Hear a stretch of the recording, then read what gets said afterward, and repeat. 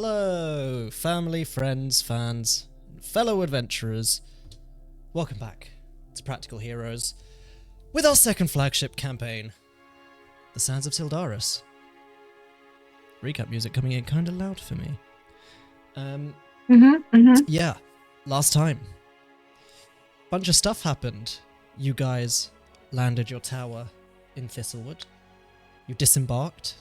And as you made your way through the clearing towards Thiselwood proper, you discovered that Ervir, your good personal friend, was not actually Ervir. I don't know why it detunes every time I switch to Discord. But that was scary. The real Ervir emerged from the tree. Happy Halloween, everyone! Ooh, I forgot to change Mura on the screen to the Halloween art that we have. Whoops. Damn it! I was supposed to remind you. It's okay. The real Ervir appeared from the tree lines and revealed that the person traveling with you was in fact the lovers. It's still detuned.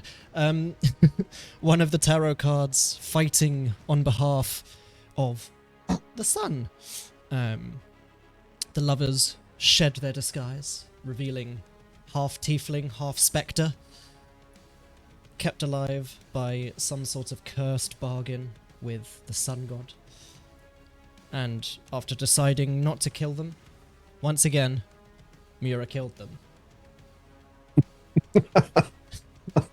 Oh my god, I can't believe you just called me out like that. Every time we've said don't kill someone, Mura has killed them. I didn't mean that to... one teacher that Linger killed. But yeah, brutal murder aside, you continued on. They had it coming, to be fair. They did. Where you met Sir Thormiel, the leader of the Gate Guardians of Thiselwood, the elite fighting force who guard the Gilded Gate. He welcomed you to Thiselwood. He warned you about the fact that the people of Thiselwood are very elite elves, very classic high elf elitism. But you were welcomed into the city. And after asking for some directions, you were pointed to which paths would lead you to the Emperor's Palace to go and have a chat with the Emperor of Thiselwood, who has invited you to Thiselwood. And you were directed to a Healing Glade, where Chester could potentially get his curse removed. So you made a tentative plan. Get Chester cured. Ervir has left you guys temporarily to see if he can gather any info about the Maze Guild, and you guys can potentially separately. And then you will meet back up with him at midday. And then, or potentially beforehand, depending how long the Healing Glade takes, you will go and have a chat with the Emperor of Thiselwood. Just go check in with him. See how it's going. See what's shaking. See how it's hanging. Oh, I don't know why, and maybe this is actually good on me. I assumed it was a woman for some reason. That I'm like a feminist, basically, is what I'm saying. Basically. It's a pretty bold assumption that these hoity-toity racist elves will ever let a woman rule. Yeah, They're those kind of elves. They're not just racist, they're sexist. Gross. Well, there probably has been an empress at some point in the timeline. I'm just being a dick. Yeah, but like against their will, probably. I have like 2 or 3 named emperors across the timeline of Thiselwood. One was the original one who established the dynasty, one who was in the palace when it got blown up, and one is the current emperor. But more on the palace blowing up later, although I think that was in the brief overview of the lore that I gave you guys. But yeah, that was where we left off as we come back from that small divergence. That little sparking episode, as it were. Chella. Hey, Chella. Did you just make a Dragon Ball reference? Yes, Yeah. yes. Dragon Ball. Oh my He said God. sparking, so yeah. Sparky Zero. I am legally obligated to say HLA. You are not. Both of you Mitch. stop. Whoa, careful. You can't say it, man. We're gonna get demonetized. This is true. Unless Oh no, all Bad our Dad money. sponsor us. Why not? All the $3. I'm so down to do a Dragon Ball one shot. Bandai Namco I- sponsor us. Why not? I beat Grade 8 Vegeta on my first playthrough. Okay. I got my ass handed to me by the Ginyu Force, but I beat Grade 8 Vegeta on my first The playthrough. Ginyu Force Gauntlet fucked me up, but Oh, Grade 8 man. Vegeta I did second try. I think if you biblically do- accurate Frieza and biblically accurate Kid Buu were a nightmare. Yeah.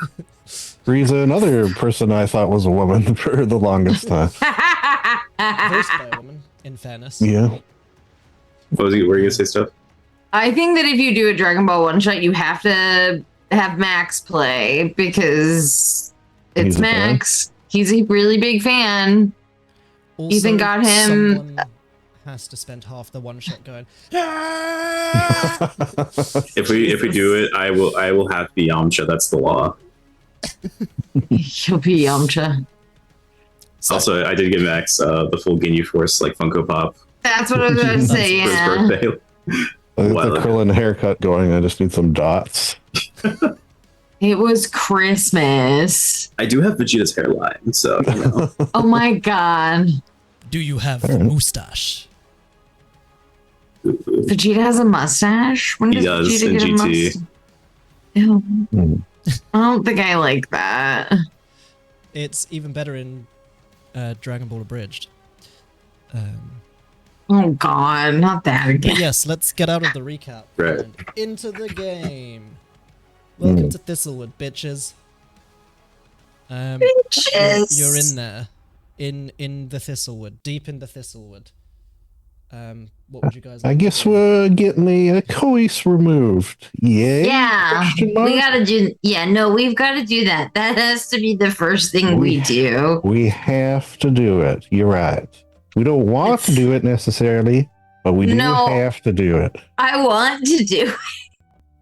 I'm going back and forth a little bit, but you know, I mean, for the it's greater good. your body, right? My So body, if you my wanna- choice. Yeah, if you want to stay cursed, I guess that's up to you. That is kind of the dilemma that I think we're facing. Is we're not really sure if it's the curse that's making you flip flop on this, or if it's like your genuine choice. I guess Yeah, We are- that's we are concerned for you and want this to be your decision.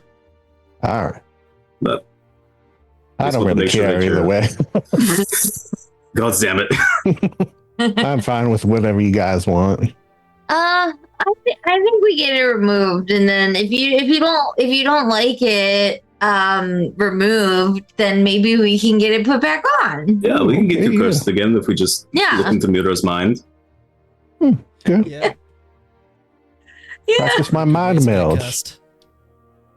yeah. I feel like it. Yeah, I do think it's easy to get cursed. I think it's we give it a shot. But whatever happens, you will still be Francesca to us. Francesca. Yes. I almost said Chester, yeah. Francesca the Jester. Yeah. Francesca Fiore. Yes. So this is what happens when Lindsay's not here. I know. That was a Kids in the Hall reference there. We don't get too many of those in D&D, I bet. Oh man. God, it's been so long since I've seen Kids at all. Jeez. The reboot was really good. Oh man, I'll have to check it out. No, I literally said this last night. It was like Lindsay's not gonna be here, and it's just gonna be absolute chaos. All right. Well, we walk. Yeah. We walk. We walk. We walk to Glades. Speaking of people doing things they want to do, Linger makes her excuses. You have money. There's people here that will remove curses for money, so you probably don't need her help. So she heads back to the tower to tie up some loose ends she has with the spellbook that she took from Dean Westmaris's cold, re-dead corpse. Which is cover-up speak for I finally got round to creating the 5 homebrew spells that were in that book and sending them over to Lindsay, and she can't make it this week, so that's what she's doing. Heyo.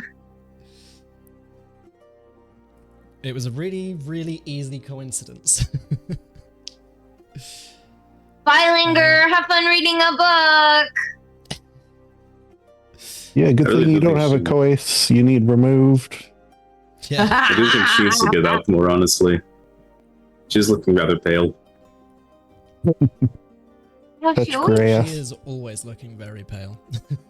Yeah, she's just pale. And again, I guess so am I. That's more so because my blood was replaced. I might be pale. I don't know. I am pure WD-40. Oh my gosh. Cool. So, you heading to the Healing Glade then? Yes. Yay. Okay. Most definitely. Sorry, I'm just also at the same time editing Little Linger for Lindsay, so she no longer says 15 feet up. So you head to the Healing Glade. You head across the large elven city of Thiselwood. I'm not entirely sure how much traveling Chester has necessarily done. We know he's been around, but obviously it's up to your discretion. Same with Mura. Mura's been all over the fucking place. Don't know how many big cities Warden has necessarily been to, being from the Silent Isle. Thiselwood is a huge, sprawling city. So for people who aren't necessarily, like, comfortable in city environments, this is quite overwhelming and intimidating. There are people everywhere. It is like you look in any direction and it just disappears off into city for miles. He is probably getting like Warden is probably getting like a little bit of vertigo, but I think he's putting a brave face. Aw, baby. But you can't see it under the helmet. Yep. But yeah, so it takes you some time to kind of cross the city, during which time you are, of course, stared at, whispered at, ignored by all manner of high elves. And as you kind of like walk around and look around, it is the overwhelming majority of this city's inhabitants are classic high elves. So like, yes, Chester and Warden tower over them, but at the same time, just like the air of dignity and just pompous supremacy that high elves hold themselves to, especially in these sorts of places when they're like, the elven capital of the world. Like, they, in their heads and ego-wise, are so much bigger than both of you. Like, they're just... Sure, there are some intimidated glances here and there, because they're, like, 4 foot. But they hold themselves to the point of, like... You completely They peaked are there. just so pretending to be unfazed. But yes, these are lore-accurate elves. They are, like, 4 to 5 foot. So, like, Mura height elves. Mira's taller! Mira's taller! That is why I peaked, because I was excited about being taller than somebody. We were literally Yes. talking before stream, like, we gotta fix this episode. I have to stop peaking. That's really what it is. Chester is going to, although with not much hope, I guess, be looking for, thieves' cant and signs that might be pointing to underhanded type stuff. I will say, give me a perception check with disadvantage. Are you proficient in perception? No. I will allow you to add a proficiency bonus because of obviously your background stuff. I This forgot is to something you're good at, but so it's the like same thing. the reason for the disadvantage is because it's very well hidden in Thiselwood. but like you can have your proficiency bonus added to it because you're very good at finding it. 13. Was that 15? Sorry, or 13? 13. 13. Also, that does kind of look like it could have been Shard doing the classic glitch where it gives you 2 rolls. Exactly. The same No, row. I did hit it twice. Or do you want me to try again? No, because sometimes even if you press the button separately twice, it gives you the same roll twice. So if you press the disadvantage button... I did forget to hit that. That's the one downside to Shard, but the disadvantage button or advantage button usually circumvents them. Yeah, 13 then. 9 plus 4. Isn't that what your proficiency's for? Cool. I'll say you do find some marks. It's not like they're not present, but they are very well hidden. So with a 13, you're seeing like the signs of activity, but not necessarily enough that you're able to start piecing things together, if that makes sense. It's enough to know that the presence is there, though. All right, well, that's interesting. So, like, at the very least, like, every now and then you come past a symbol where it's like, oh, this house is under the protection of the local Thieves Guild. I know what these symbols usually mean. So, like, there must be some sort of Thieves Guild activity here. Whether it's this mythical maze guild or just another Thieves Guild capitalizing on that idea, you don't know. But there is definitely sign of some activity. Okay, well, Chester's then thinking that Ulvir can probably spot the same and dig around also, better. Yeah, I mean, now that you also know that it's here, it doesn't mean, like, a little bit down the line you can't make the check again and potentially find more stuff. It's just, right now, it could also be a similar thing to Warden, where it's just, like, the overwhelming size of the city, you're a bit distracted. Because of the curse, you probably don't care enough at the moment. Just like that combo of things is distracting Chester just enough. But yeah. You carry on making your way through the city. You can see there are a large number of like shops, amenities, taverns, and it does look, even though obviously you've been warned about the area, it does look like it's not like, oh yes, this place is horribly repressed and miserable. It is still like this lovely, fantastical city. Everyone seems quite happy. But on that note, can everyone give me an insight check? Oh. That I am proficient. Plus 8, I got a 2. 8. So 10 total. 24! There you go. Where were these rolls yesterday? Oh, they were with me. That's where they were. Yeah. So, Mura. As you're kind of wandering around, taking in the people. First things first, separate from the insight check.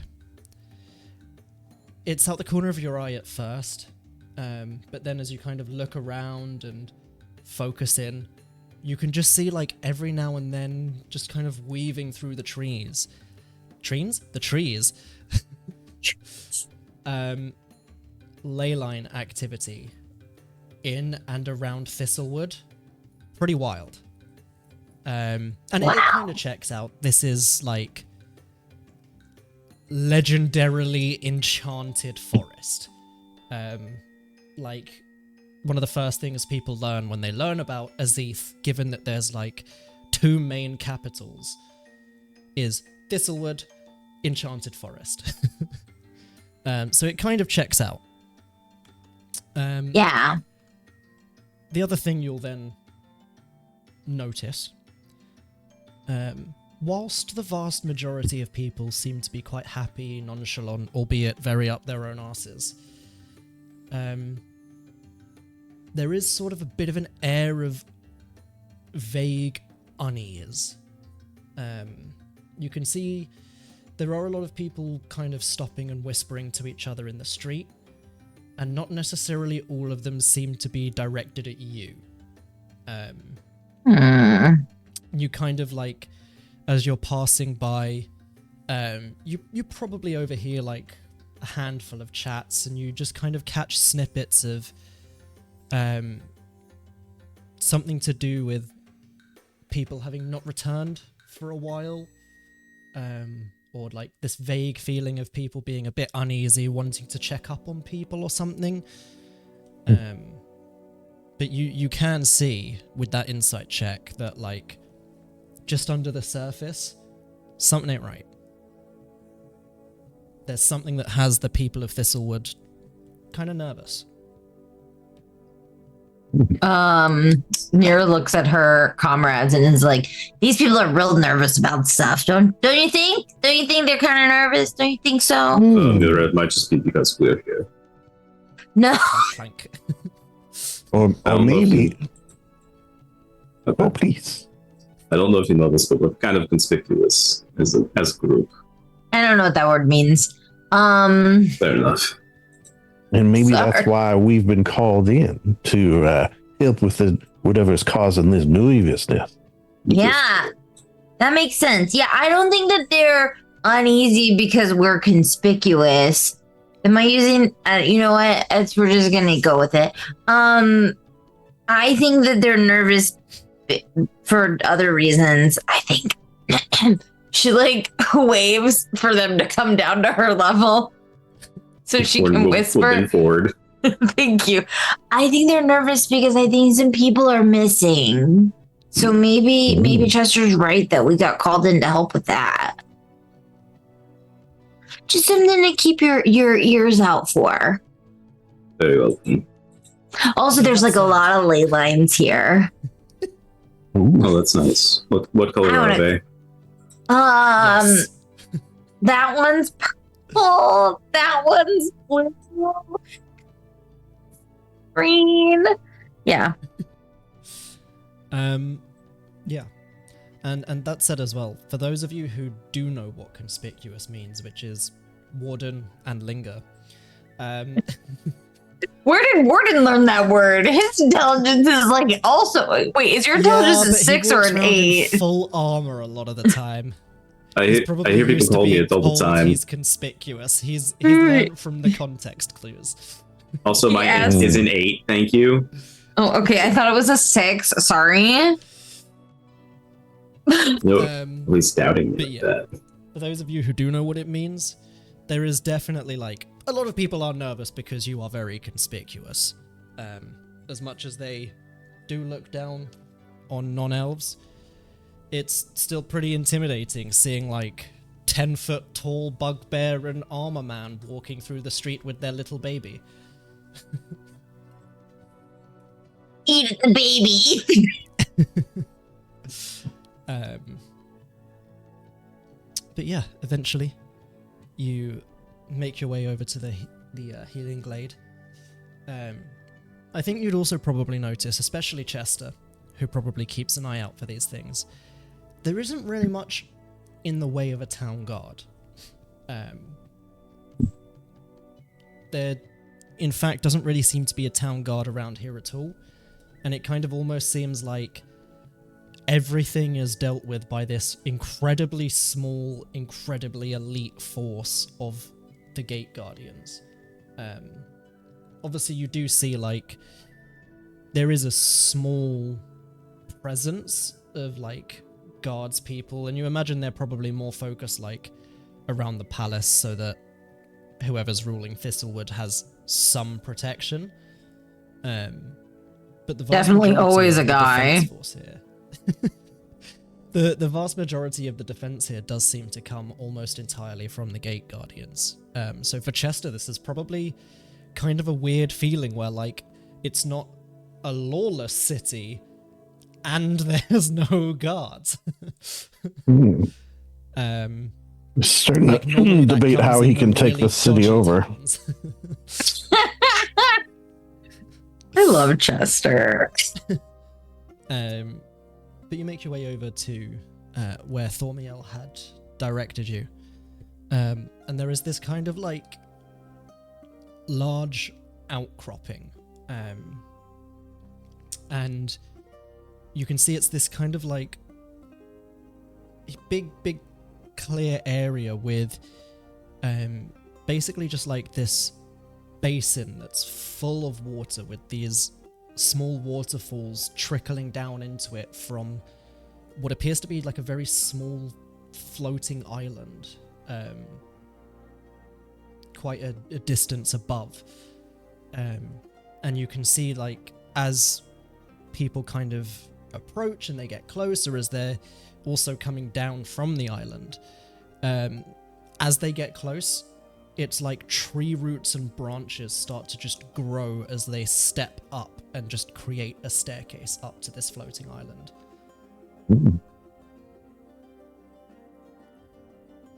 Okay, well, Chester would ask a not friendly looking person, probably. Excuse me, we're looking for the Healing Glade. Would it be up there, perhaps?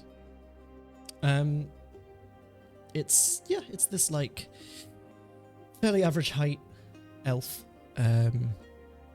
Very like widow's peak, but like still long elven hair. Elf Very, very Vegeta. fancy. Yes, Elf Vegeta. Very fancy, like elaborate elven robes, and they just kind of look at you and I'm sorry, you're looking for the Healing Glade? Yes. Why?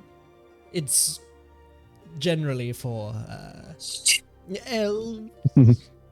I'll give you one guess why I need the Healing Glade. Yeah, he needs to be healed. Well, that's all well and good, but perhaps you can find somewhere else. So you No. think it was a mistake for us to be invited to your city by your emperor? Give me a persuasion or an intimidation check, whichever one. Do an intimidation check, it'll I'm be really funny. intimidation. This is what I expect into. This is why I put a point in charisma. 1 point. Damn it. Oh. I mean, you get an Also, you have inspiration. advantage. You did mention the Emperor. Okay. Do Okay, advantage. It'll be funny if you roll a 1 again. 18. I'll do it. Nice. I was about to burn my one inspiration for that. I would have too. Immediately sweating. The Emperor's invited you? Yeah. Yeah, we got like a scroll, right? Yes. We don't need to prove it to this individual. Mira has her But hands in yes. her pockets, but pulls them out. One of the other elves that's kind of stood next to them. Well, they wouldn't have been let through the gates if they hadn't been. They wouldn't even be able to find Thiselwood if they hadn't been. Very well. The Healing Glade is this. It's here. It's this island, just up there. Thank you. Oh my God. Thank you. Starts just You're the very- storming off. You have a very lovely city. We know.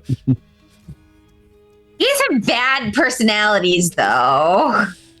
Yeah, we're fucking Yeah. elves. Man, these people got like attitude. And that's Honestly. coming from me. So you're the person with no attitude at all. Mira thinks she's sassy though. Yeah, Mira thinks she's so She sassy. does have her moments. And she's been learning from Linger. And Chester, honestly. And Chester, I got some absolutely. tasks. Yeah. He's gonna start to try to make his way up to the Yeah. island with the wooden step things. You see almost immediately, it's almost like an intention thing. And especially as well, having been invited into Thiselwood and therefore being accepted by the forest and the city. You guys watch as Chester, like, tentatively puts a foot up in the air like he sees everyone else doing. And as he goes to step on a stair that is not there, a tree root just slowly stretches out of the ground underneath his foot. And you're able to just step up, and another tree root rises, and it just slowly starts forming a staircase as you walk up. Ooh, That's pretty fancy. cool. That is Thiselwood, pretty yo. cool. It only took us 2 campaigns. Whew. He's going to try to run up, see if he can keep up with him. All right, Absolutely, it does. I think it's taken me about 5 years to finally get a campaign to go to Thiselwood. We did it! We did it! We did it! But also, if you Weird had been in did it. Thiselwood 5 years ago, it would have been so shit. The Gate Guardians were only like 3 years ago.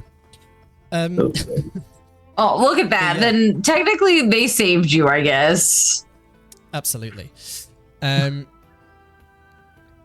You guys watch as Chester breaks out into a run, and roots and branches and parts of the island just start jutting up to meet him perfectly in step. That's so cool. I wish I could do that. What, run? Yeah. I wish I knew how to run. Mira can't run. She's got too many layers on. Mira would have to take everything off, so she just has her athleisure on underneath. So it's just like her like yoga pants and sports bra. And she's like, Just I'm put it ready. on. Literally.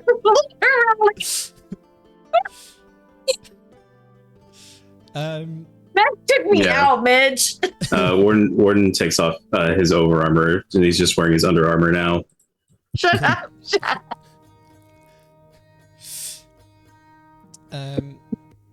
But yeah, you guys make your way up the stairs. I've just realised I still have Ronnie's keys in my pocket, so if she wants to leave this flat, she's screwed. She can't. She Although I can should never. take mine from my coat, which is in the cupboard, but so it's fine. I was like, what is this that is stopping me sitting comfortably?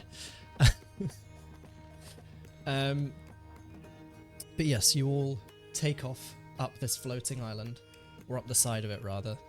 And you can see there are kind of like a variety of people making different ways up and down. Some people seem to just levitate up the side with kind of innate magic. And especially as well, the people going down, kind of as you're making your way up, some people seem to just be riding the waterfalls down to the bottom. They don't seem to splash down in the water, they seem to just touch onto the surface, walk across and out, and they are completely dry. Ooh, You make magic. your way up to the surface of the island. And you can see it's almost like a larger scale of that like terrarium that you were in one of the towers on the floating citadel. It's this like self-contained environment almost, with this crazy variety of flora, all these massive trees of various colors, similar to what you kind of saw going through the forest on the way in, but like condensed into this area. You can see there's a lot of kind of like wildlife almost roaming around that seems very at ease with the people who are here. And there is kind of a small cluster of like not quite gazebo, not quite tents, like a in-between that are set up that you can see people kind of heading in and out of. There is like another small lake in the center of the island that you can see people are swimming in, they are relaxing in. There are people kind of around the outskirts of it. It's almost like this healing retreat island in a way. There's definitely a yurt somewhere. Bro, I want to fucking go here. Like, I need to be healed. Okay? Like, where? Where's my ayahuasca? Yeah.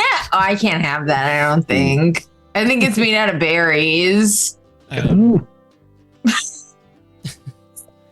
Kill you me. can see there are some people being handed drinks, like as they kind of make their way up onto the island, and the people who are handing them round just deliberately ignore you guys. Rude. But okay. Inconsiderate. I was going to say we were kind of useful by now. Yeah. And you hear in the distance, Harmonica Man is here. He's in our hearts. He's At everywhere. least that. It's Harmonica Elf now. His cousin, Harmonica Elf. If Chester could pick out someone who looks like they're in charge or at least working.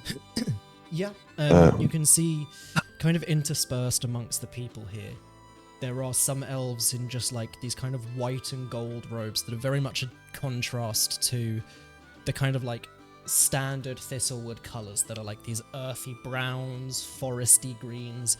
They do have it kind of like present in the robes, but they very much seem more like, white and gold over this green and gold and brown. And you would see they are like tending to people's wounds. They seem to be casting magical healing spells, and just kind of generally swanning around the island and checking in on people. All right, watch me moidle them with kindness. Okay. Greetings. Mira kills one. Yeah, Mira pulls out some knives. I'm ready to go. No, I would never. Please, Chester. Please, greetings all. Yes, this is a fine healing glade you have here. Probably the nicest healing glade I've ever seen. We are looking for, that's right, you guessed it, healing. If anyone could help us, it would be much appreciated. Of course, we have some funds to spend to keep your glade in prime tip-top condition that it so richly deserves. You see most of them are kind of like turning their nose up at you a little bit. Some of them do seem like conflicted a little bit. They do seem to want to help with healing where it's needed. And it's almost like a few of them seem ready to speak up and say something, and then the minute Chester mentions funds to keep the glade in running order, their demeanor, all of them, just immediately softens. They all start like looking towards you, moving towards you, and then you see kind of towards the back, one of them just puts a hand on the lead one's shoulder, steps forward, whispers something in her ear. You watch as she kind of straightens up, her eyebrows kind of raise in a bit of surprise. I have been informed that Sir Formiel has made us aware of your arrival and your request for assistance. How can we be of service? Most kind. Which we are perhaps not used to in your fair city, so I've appreciated double. I am coist, and I need this coist removed. So say my friends, anyway. You see two of them at the back whisper and giggle. Can everyone give me a perception check? Fucking rude. These guys suck. 18. Ooh, there's a nice inspiration for me. A tasty 23. Mira is on it today. Mira's mad at these people. Like, first of all, how dare they? Second of all, do you not see these fine gentlemen with me? They are pristine citizens of this world. Look at this suit and look at the suit of armor. It's almost like the words physically manifest in the air, and a ley line just kind of like underlines them, picks them up, and drifts them over to you, Mira. Okay. But you hear drifting on the wind as they're whispering to each other. The one who was whispering was definitely joking to the other one that the curse is they are cursed to not be elves. Kind of funny. stretches. No, we are not cursed to not be elves. That's not the curse. And also, I wouldn't want to be a mean elf. They all look incredibly offended by that last statement. Mira puts her hands on her hips. She's like, you can say something.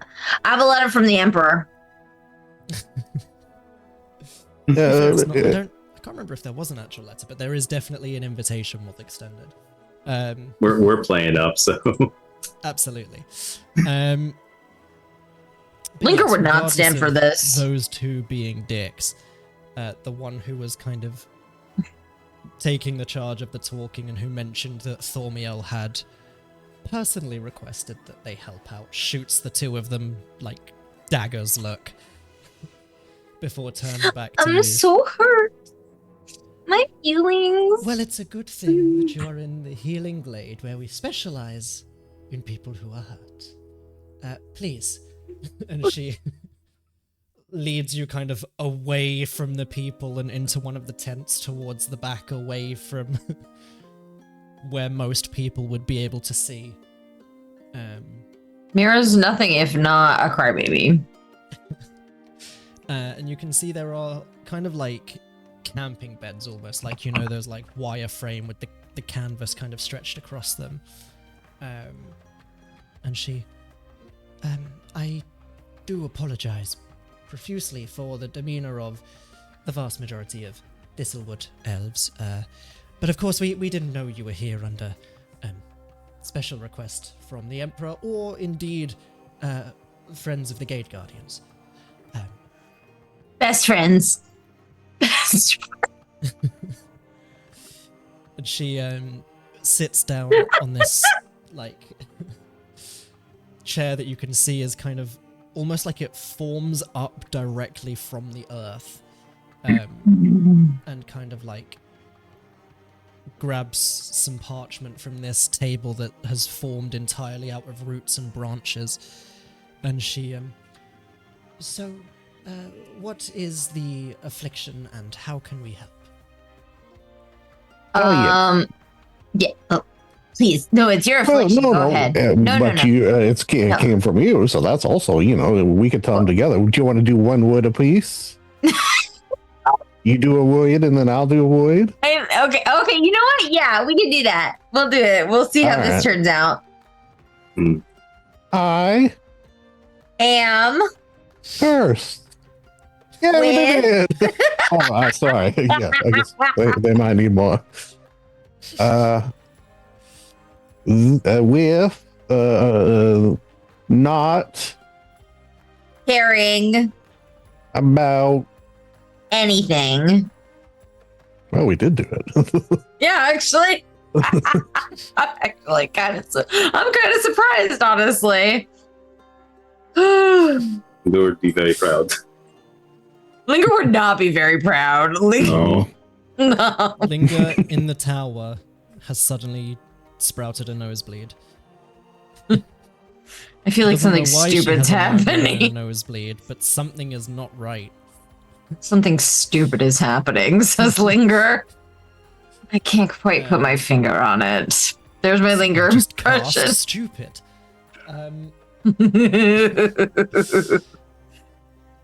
But yes, she kind of nods thoughtfully.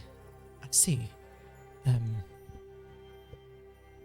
And you can see kind of like on the side of the table, it looked like a real bird until you kind of look a bit closer. But you can see there is kind of like a large Thiselwood bird that has a name somewhere, probably. What is a Thiselwood bird? I don't know, bird native to Thiselwood, like a special magical bird. Not just like, oh no, blue tit. Blue tit? Yeah, they're British birds. We have great birds here. We got blue tit, grey tit, all sorts of tit. Great tit. The tit bird's here too. Hey man, nice tits. We do have some nice tits here in Britain. Ronnie, help me. But yeah, you watch as she kind of leans over to this bird, which you realize now is this like inanimate bird sculpture almost, but it seems to have real feathers. As she just plucks a feather out, you can see it's a quill, and she starts scribbling something on the paper, the parchment rather. And I see, so an apathy curse. It should be fairly simple to remove. How long have you been afflicted with this curse? It's been a couple of days, I think. Or is it like one or 2 days? Yeah, not very long. Long enough to just sort of really enjoy it a bit, yeah, you know, in an apathetic way, of course. I see. So, not a long-standing curse then, which of course no. Slightly easier. Very well. And I'm gonna use my brand new teeny tiny dice. Oh, baby days. Fuck number is that? 6. Great. It's a 6. Well, maybe you shouldn't use the teeny tiny baby dice. No, but they're teeny tiny and I wear glasses, okay? But I love them. They're amazing. They roll forever because there is nothing stopping them until they hit the wall of the dice tray because they're so small. Big man. But yes, she that should be within our power to cure. It will, of course, come with an associated gold cost, if that is all right. I am independently wealthy. How much are we talking here? 300 gold. All right.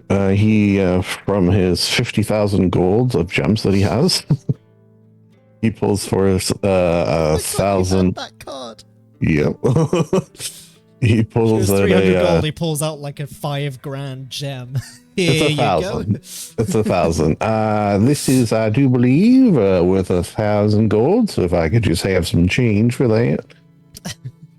You pull the gem out, and she just immediately just like chokes on her own spit mid-swallow, seeing that gem. Recovers from the shock. And, yes, of course. Completely taken aback by it. But she does slide it into a pouch and produce change for you. Okay. I like how normally Chester lets them keep the change, but so That's far a cool everyone spell. here has been He doesn't care about Produce it. change. So. There, now I'm down to 49 gems.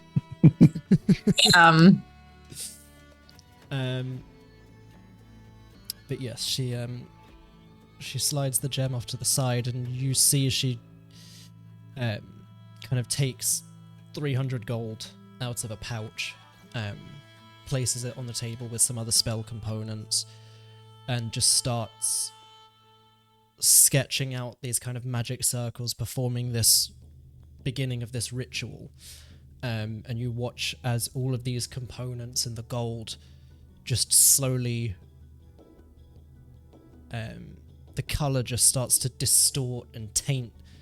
They just slowly turn brown and almost seem to just turn into a pile of dirt.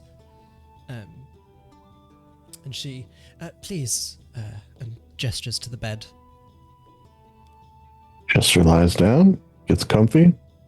And she kind of scoops the dirt into a bowl, dips a thumb into it, and just kind of draws a magical glyph on Chester's forehead before sprinkling the dirt over him. And then she takes a few steps back, pulls a small wand from her sleeve that just kind of looks like it had been snapped off of a tree branch almost. Just this completely nondescript branch wand that if Linger was here, you know she would absolutely be like, call that Wand. Where'd you What's up, find Sick that? Nation? The ground. And you watch as she starts kind of just gesturing with the wand, muttering, casting this spell. The glyph on Chester's forehead starts to glow, and the dirt starts to just slide off him and crumble away. The suit underneath completely untouched. And after a few minutes, she stops chanting. The glyph vanishes from Chester's forehead. I would say give it 24 hours and the curse should end. You know what? I think I can already feel it starting to take hold. Thank you very much. And he's got a single tear just starting to go down his cheek. Aww. You did it. You fixed him. Yay, I guess.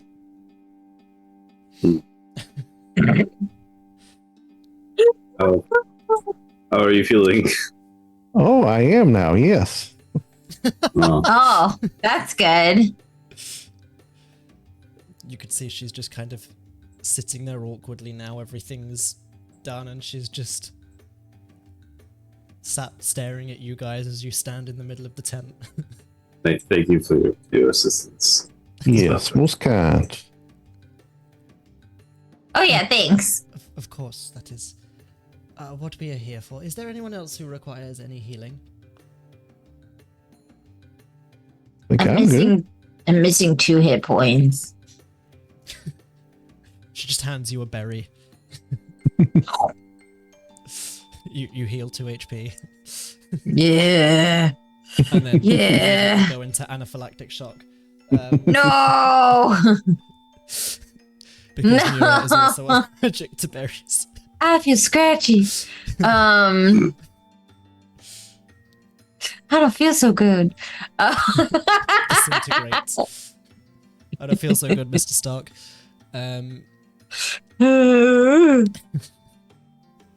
All right, well, that's job 1 done. I like it. Yeah. I mean, I don't like it in some regards. Some regards, I do like it. It's a real mixed bag. I get that. You'll get used to it, maybe. Hopefully. Yeah. C'est la vie, you might say. What's I probably next, won't. I guess? You might, though. It's fun to say. Anything is possible, right? This is true. Okay, what are we doing now? Oh, should we go see the Emperor? Yeah, that's what I was just gonna say. Great minds. Great minds. Wait, should we give you till tomorrow so you can... No. Yeah, I you don't know, I can fake it. I can fake Karen. I'm very good at that. Okay. Mira will not be questioning whether Chester has been fake carrying this entire time. Linger has. Linger has, but Linger doesn't care either. So doesn't Linger also has have the same curse? Yeah. Yeah. It's She is similar. I don't think it was cursed. the exact same though. No, it's not the exact same, but she has something. Yeah. Yeah. Is it in her traits? Because they add as new flaws. Mine didn't add any. Ooh. That's So I don't think add it did. yourself when I tell you. Oh, that's okay. Yeah. Somebody message Lindsay, bug her. I'm sure she's not super busy right now. Yeah. Is she running stuff? Do you know? I think she is running stuff, yeah. What the fuck are her new spells? Ooh. Oh, no. Oh, Why are you so mad? I'm not. I'm just what? First of all, you let her do this. Yeah. Absolutely I did, because it's incredibly fun. Mhm. She just has a spell called Unnatural Causes. Ethan, can I get some of these Oh, I spells gave it in? no. No, you can't. Staff. It was on the Oh, magician's staff. It's in the staff. Oh. That's so To be fair, these are all funny. deep magic, so they are pretty well balanced. They went through a lot of playtesting before they finished that See, Kickstarter. they're balanced, Ethan. Perfectly balanced as all things should be. Yeah. Bro, I can barely work like regular like vanilla magic, man. Okay, like I barely know how to balance that. You should see the 5 Ma'am. homebrew spells I've just given her. We will. One Oh, day. you will. Though I was like, tell me which ones you want straight away and which ones Linger will be working on. And she was like, 4 and 5, please, right now in my spell list. Because Linger would have had the chance by now to have written them into her spell book, but I am a bad person and didn't have them prepared until like a few days ago. So I was like, you can have a few of them for free without the cost of writing them in, because that's my bad. We should do at campaign end where we all fight each other. Yes. Or like a bonus behind the scenes. 100%. If you can't reach Linger, she will kill you. Yeah. Doesn't matter that Warden has a rifle, she has mass disarm. Oh man. I think as long as Warden goes first, he'll just fucking wreck her, honestly. That's what has to be I don't know, strapped. it depends if he can get to her before she explodes his heart. Wait a minute, I still have that? Joke's on you. Yeah, exactly. Joke's on you, says Warden. I don't have a heart anymore. But then how is he full of overwhelming love for Mura? Oh. Still that's the a brain. WD-40. Oh yeah, Denny's with you. Oh, yeah, Oh, Just this entire time has been struggling to climb a tree root staircase that grows for you. poor buddy. He's having a rough is he- day. is he a dwarf? I forgot actually. He's Or a is really he short human? hexblood. Oh yeah, Hexblood Hexblood. halfling. Yeah. Never mind. But it's like That's it's one a of those really- staircases where like the stairs aren't solid, so like his feet just keep slipping through the gaps and he keeps tripping. And there's no railing 'cause buddy. it goes for you, so you're not supposed to be able to trip on this staircase. And nobody's helping him. And like you guys are just leaving the Healing Glade, and as you reach the edge, a hand appears over the edge. Denny! All right, time to go. Hi, Denny! How you doing? Also, I have to go to the bathroom, so. Drops over the edge. All right, well, good luck. Mira's gonna run to the bathroom as I run to the bathroom.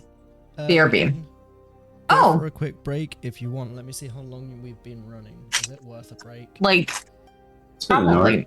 It's been an hour. Yeah. About Like an a hour. short. Yeah, been an hour. Why not? We'll take a break. Woo! Yeah. Cool. We'll see you back here in 10 minutes.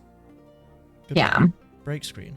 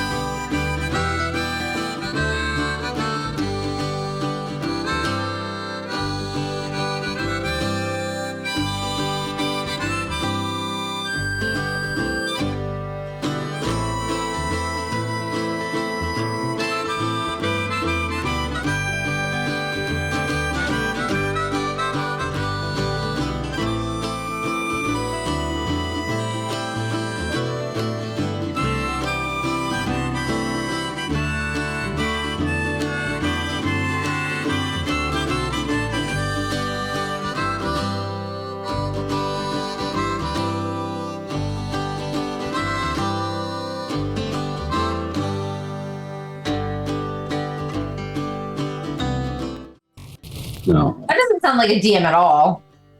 Speaking of not sounding like a DM, we're back. I'm a Hello. candy corn. Steph is no longer Tanjiro, she is now a candy corn. With a one wet sleeve still. I just gave up. I was like, whatever. Let's say a sad Halloween costume. Yeah.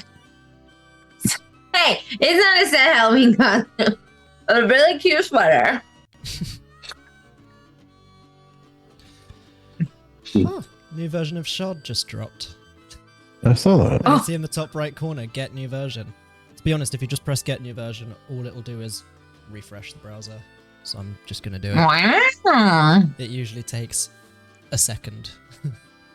Everything is just broken when we get back. Yeah. New update, added bugs to everything. Yeah, what is this? Fallout 76? Oh. Yeah. Cool. OBS was on the wrong window. Yay.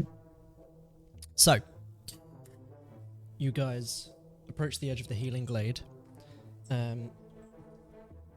You can see, similarly to the way you get up, you can see there are some people just kind of stepping down and roots and branches stretch out. You can see there are people levitating down. You can see some people are riding the waterfalls down. That's what Denny should have done. Damn. Are you stepping down? Well, Denny can't ride it up. You can only ride it down. Damn. Chester wants to try the waterfall, yeah. Yeah, you can try the waterfall if you want. You literally just see Why people not? stepping over to them and just over the edge. When he gets to the bottom, he's going to look behind it because there's always things behind a waterfall.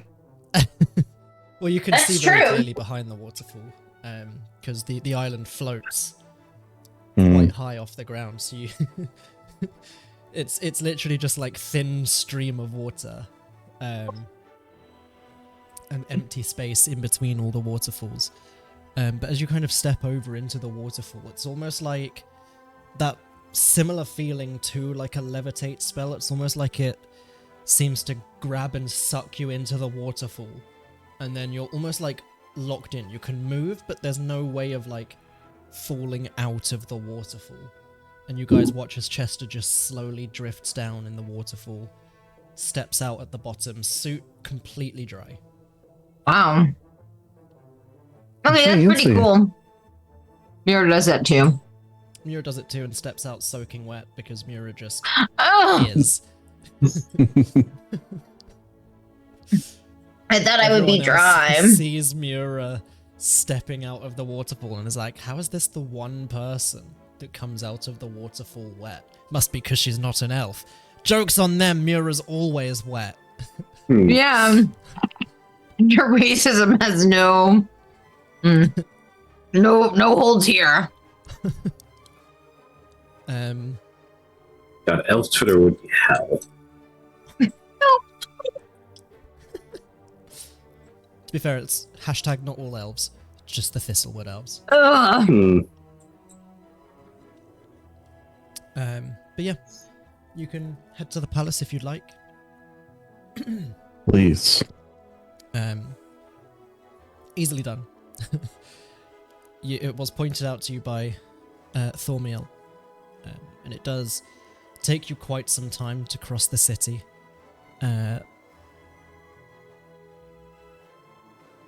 And as you're kind of heading through the city, you're kind of about halfway there, and you can see there is an elf, kind of fairly average height, dressed in kind of the same robes as the others, slightly more tanned than most of them. Looks like they spend most of their time outside, and they've just got this like quite large, wide-brimmed, floppy hat on their head that's pulled kind of low, and they're kind of rushing almost deliberately towards you guys. And as you're like walking down the street, you can see they are very clearly beelining towards you. Oh, You doing anything?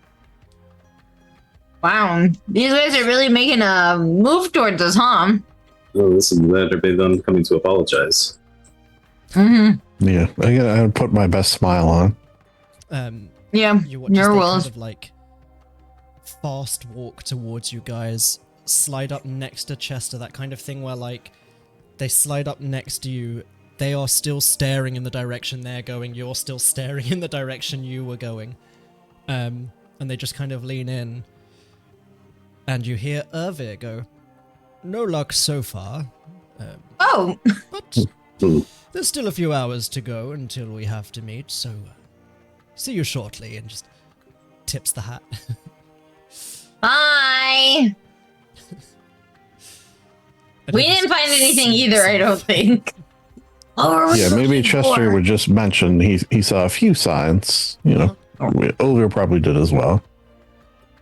Yeah. It's very much kind of like the thieves' cant back and forth between Ovir and Chester. Just like he updates you. He's seen a couple of symbols as well. Nothing that particularly piques his interest, but like good to know. He thinks he knows where to look.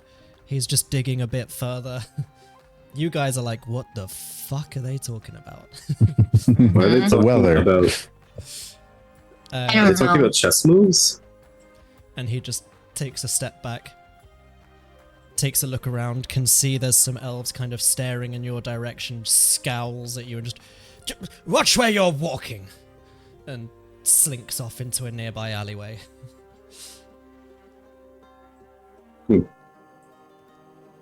He's good. It's real good. But yeah, you continue towards the palace, presumably. Mm-hmm. mm-hmm, mm-hmm. Yeah. Okay. Warden actually goes in the other direction. Bye, Warden. Bye guys, I'm going on an adventure. Solo warden adventure.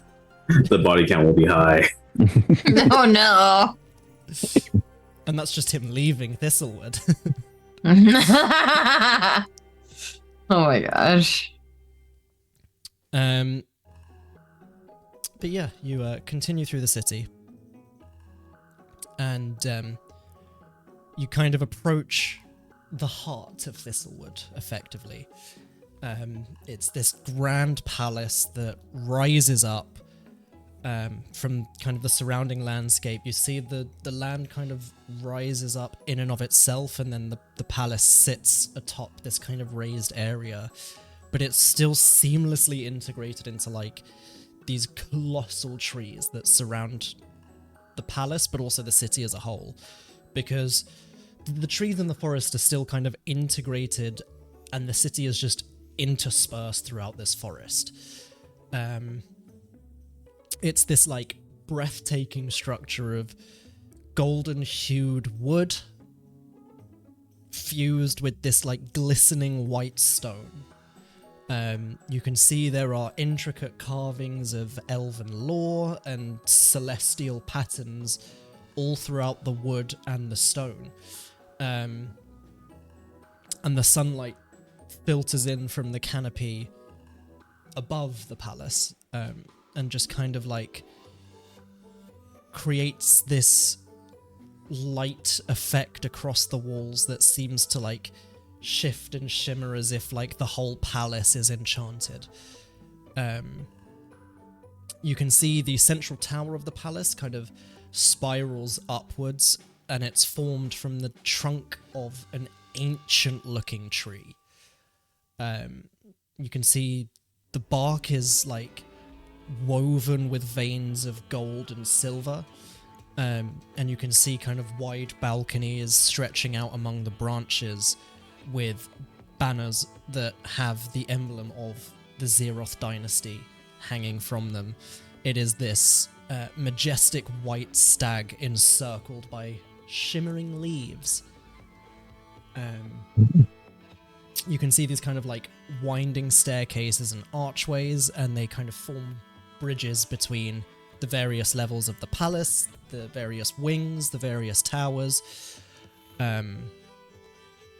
And at kind of the main entrance, quite similar to the Gilded Gate at the entrance to the city itself, you can see these very grand gilded doors. You can see there are carvings across the doors of all these various past elven victories, and the doors stand wide open. You can see there are statues kind of flanking either side of the door of these like great elven warriors. You can see the eyes are gleaming with these kind of inner light, and you can see straight into the palace is just this like atrium with enchanted lanterns that just kind of hover and float, drifting through the kind of like passageways. There are also like crystal chandeliers, like very fine elven worked crystal chandeliers, but they seem to be purely cosmetic. All the light is coming from these floating lanterns. They're just there to look fancy as fuck. It is like solid marble floors, ornate pillars that are carved to resemble trees and roots and vines. And Mura, you can see there is a solid, chunky ley line just straight through the center of the doors and deep into the heart of the palace. Mm. Does it go out the other side? Presumably. Yeah. So All right, well, the chunkiest ley line I've ever built seen. around this giant ancient tree, and it's like the ley line goes straight through the heart of this tree. I suggest we do the, sort of classic, just walk in bold, pretend like we know what we're doing. It's everything. Yeah. Yeah, until it doesn't work. Oh man, I'd like to tap into this ley line. You know what I mean? I'd tap that. Not really, but yeah.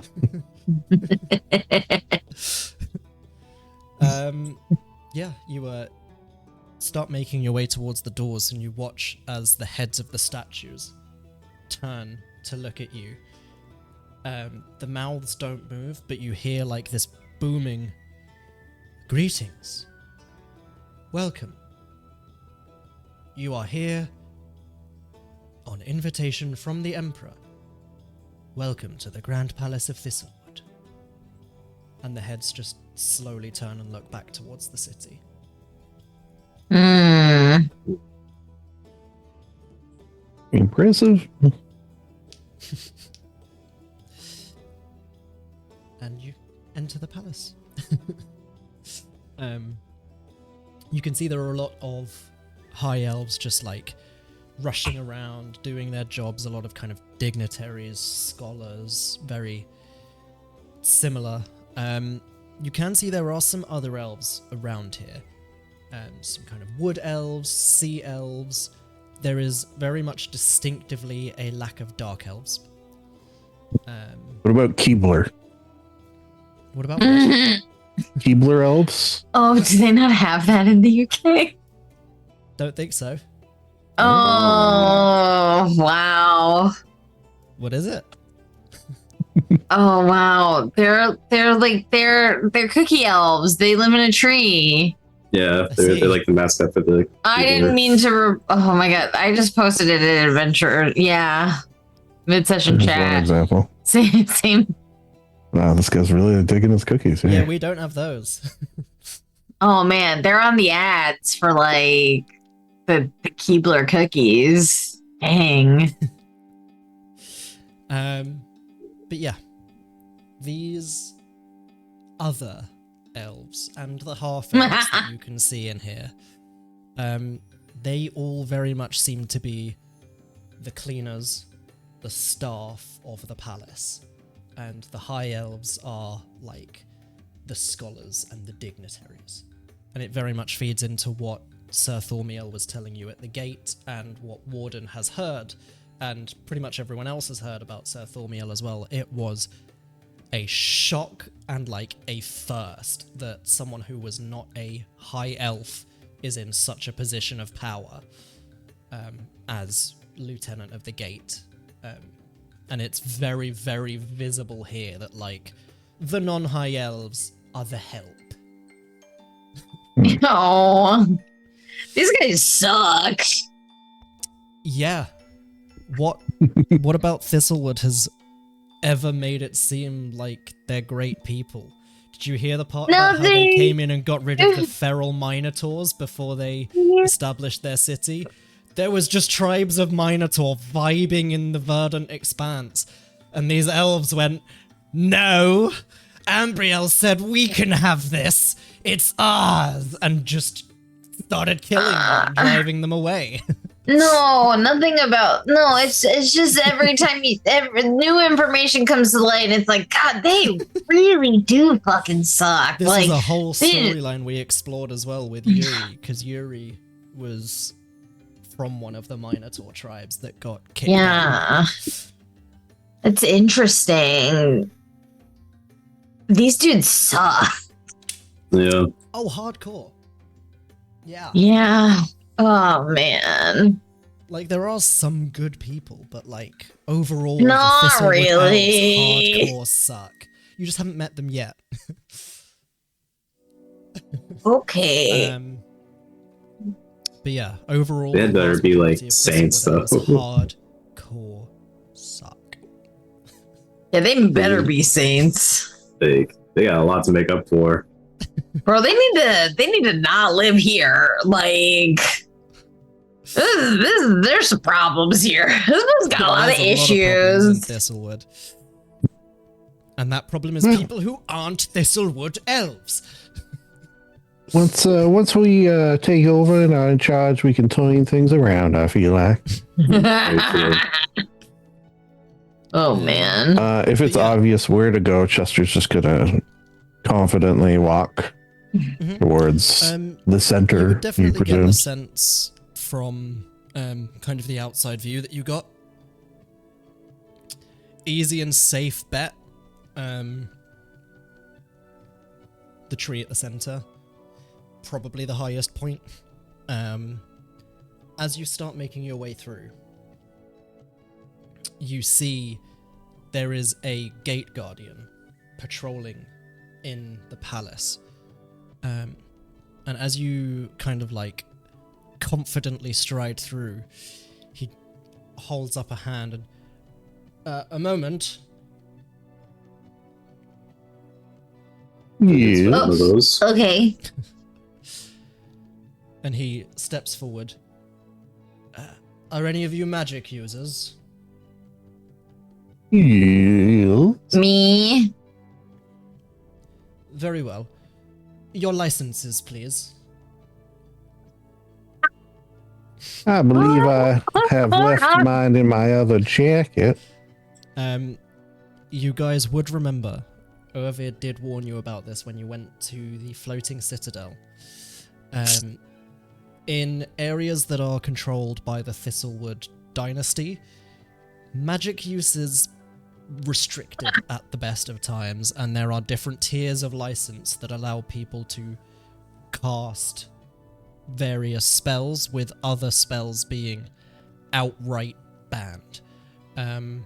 Good thing we left Linger at home. Yeah, actually. I think Chester would probably know about this, having like traveled around a fair bit and just heard stories. He would probably have found himself in dynasty-controlled towns at some point, because there are some on the Halador Isles as well. So he's familiar with the licensing. He just definitely has not updated his license since he started adventuring with you guys. Whether or not he had a fake license to begin with. But yes, there would be kind of the knowledge, especially for Chester.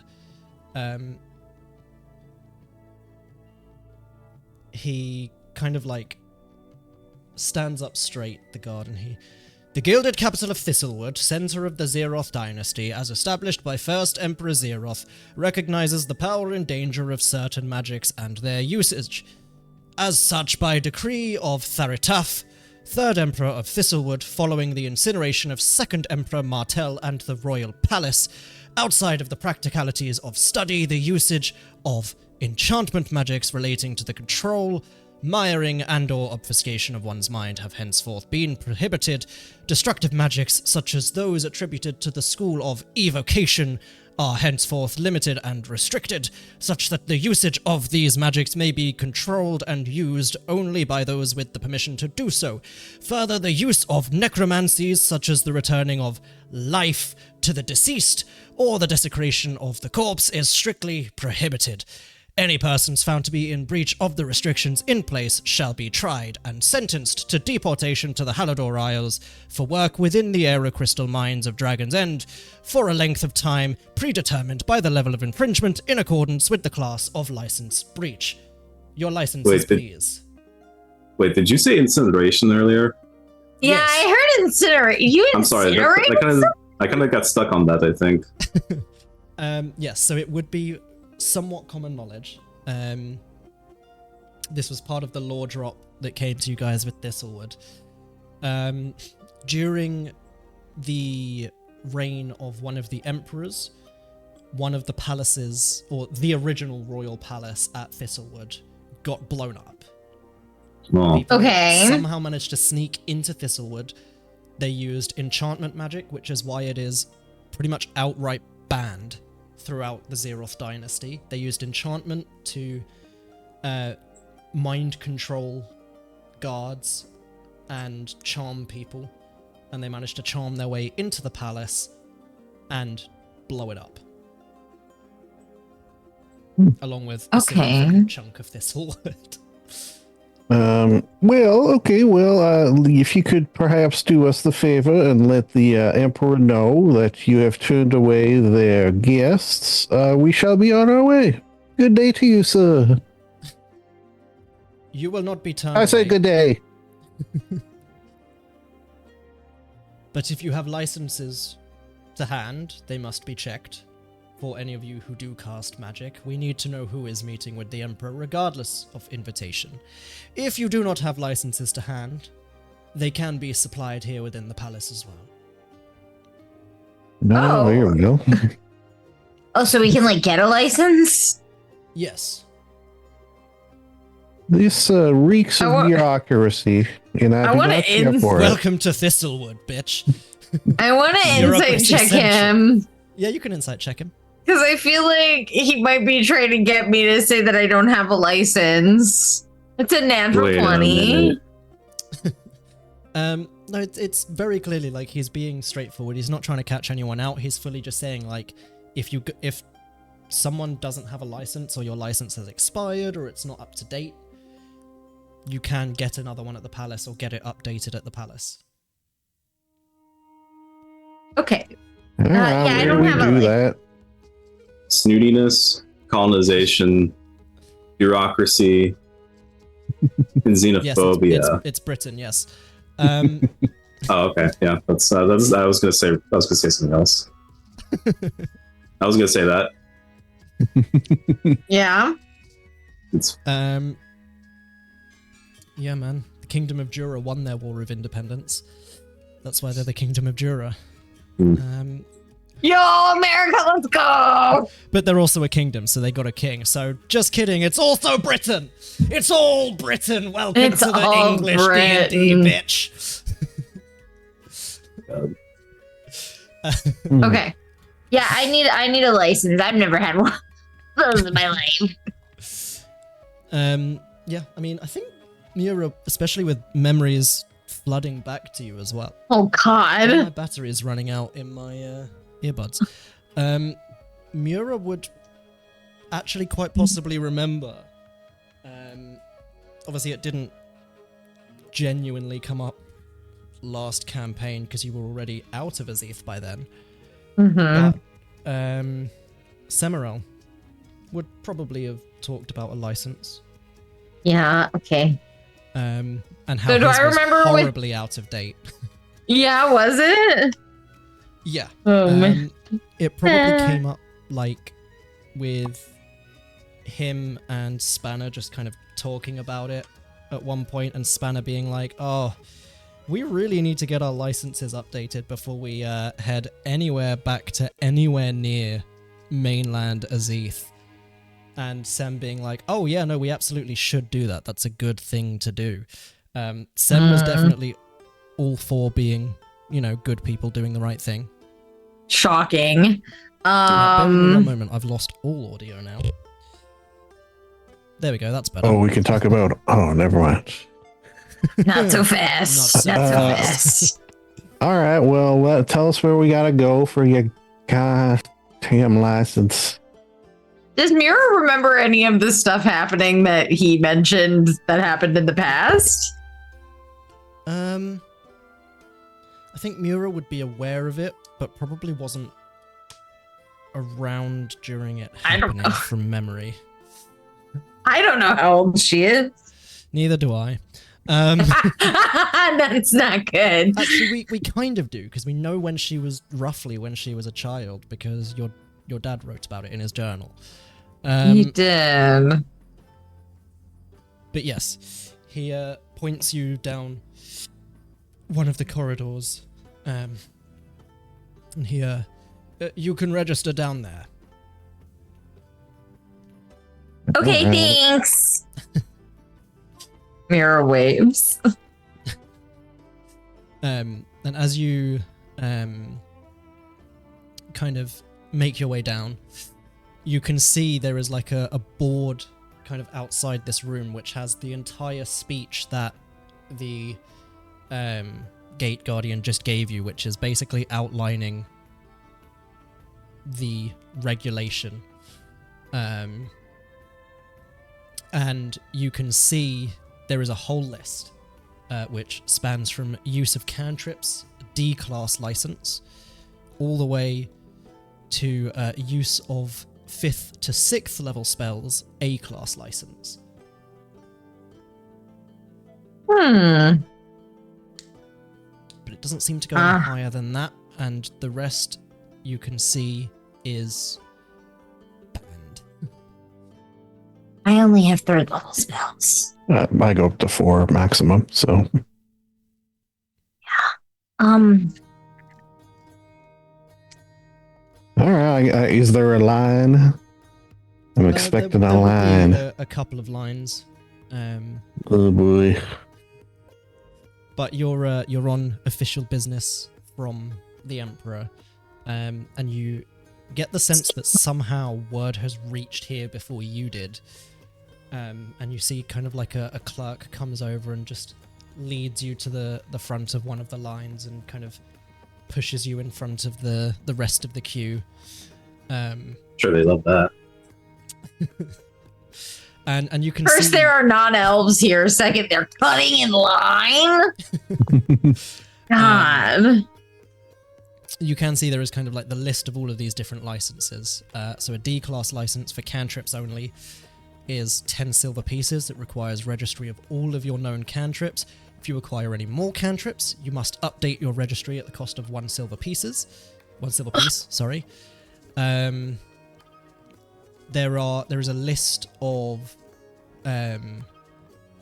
name, nature, and school that requires an additional charge of 5 silver pieces registered, including a background check, and that is all evocation cantrips: acid splash, create bonfire, poison spray, sword burst, message, and mold earth.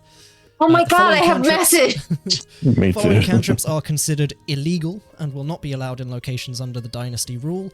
Should you be found to use such magics, you will be sentenced to up to 50 days in the Aero Crystal Mines, and it just says friends. Okay. But as you kind of look through, you can see that, for example, if you were to go for the A-class license, if you needed it for 5th level spells, it is, or 5th to 6th level spells and anything lower. So if you get one of the higher licenses, it does include everything before it. And that A-class license is 25 gold pieces. It requires registry, again, of all known cantrips, all level 1 to 6 spells. Any updates are a further silver piece. Any evocation spells are an additional charge of 25 gold pieces per spell registered with a background check for viability. And so it's evocation, globe of invulnerability, scatter, cloud kill, steel wind, strike, planar ally, Gaius, creation, dream, contagion, dance macabre, pass wall, telekinesis, and create homunculus. and you can see the following magics are considered illegal and will not be allowed in locations under Dynasty rule. Should you be found to use such magics, you will be sentenced to up to 2 years in the Aero Crystal Mines for casting any of the following: Far Step, Infernal Calling, Teleportation Circle, Tree Stride, Arcane Gate, Conjure Fey, Word of Recall, Commune, Contact Other Plane, Rary's Telepathic Bond, Scrying, True Seeing, Dominate Person, Modify Memory, Mass Suggestion, Mislead, Seeming, Mental Prison, Raise Dead, Circle of Death, looks at you, Linger, Create Undead, Magic Jar, Soul Cage, Disintegrate, and Flesh to Stone. What's Magic Jar? Oh, it's such a fun one. spell. Yeah. That You sounds make a pretty jar that if cool. someone opens it, traps their soul. Oh, fuck Put yeah. your soul in the jar, and then if they open the jar, your soul goes into their body and their soul goes in the jar. It's a That's complicated one. It's That's amazing. cool as fuck. Oh, But yes, these I actually got spells- lucky. I didn't have a single one of those. I don't think I did either. I have message. So yeah. Same. Oh, in fact, I did forget one as well. But yes, we'll get onto that in a sorry, second. guys. I got this. Yes, yes. No, no, no, no, no, no, no, no, no, no answer. These, There you go. were If you know, you done know. Based off the player's handbook. So I think it was before I had Xanathar's Guide, and before we had ChatGPT, and it was literally me one weekend sat on the floor looking through the books and writing down spells. That's fun. But there is an S-class license as well, which actually would... Normally it's off in a separate section because you can't get it in most places, but at the Thiselwood Palace you would absolutely be able to get an S-class license. So the S-class license is 7th to 8th level spells, 150 gold, all known cantrips, all level 1 to 8 spells need to be registered. Same again, 1 silver piece to add more spells onto the license. 75 gold surcharge for any evocation magic, anti-magic shield, magnificent mansion, demiplane, incendiary cloud, mighty fortress, simulacrum, illusionary dragon, sequester, and control weather. The illegal 7th to 8th level spells are sentence of up to 10 years in the Aero Crystal Mines, and they are Mind Blank, Conjure Celestial, Plane Shift, Teleport, Maze, Power Word Pain, Dominate Monster, Feeble Mind, Power Word Stun, Finger of Death, Resurrection, Clone, and Etherealness. And there is a caveat at the bottom. The use of 9th level spells are forbidden to civilians and those outside of Dynasty officials' approval. Use of unauthorized 9th level spells will result in 50 years imprisonment and banishment and outlaw from any location under the jurisdiction of the Zeroth Dynasty. Depending on the spell, obviously. Some are punishable by death. But good luck killing a person who has 9th level spells. And indeed, capturing them. But yeah, if you wanted, you could straight up get the S-class license, and it would That's what I'm cover you thinking all of the way up doing. to 7th to 8th level spells, even if you don't have any, which you don't yet.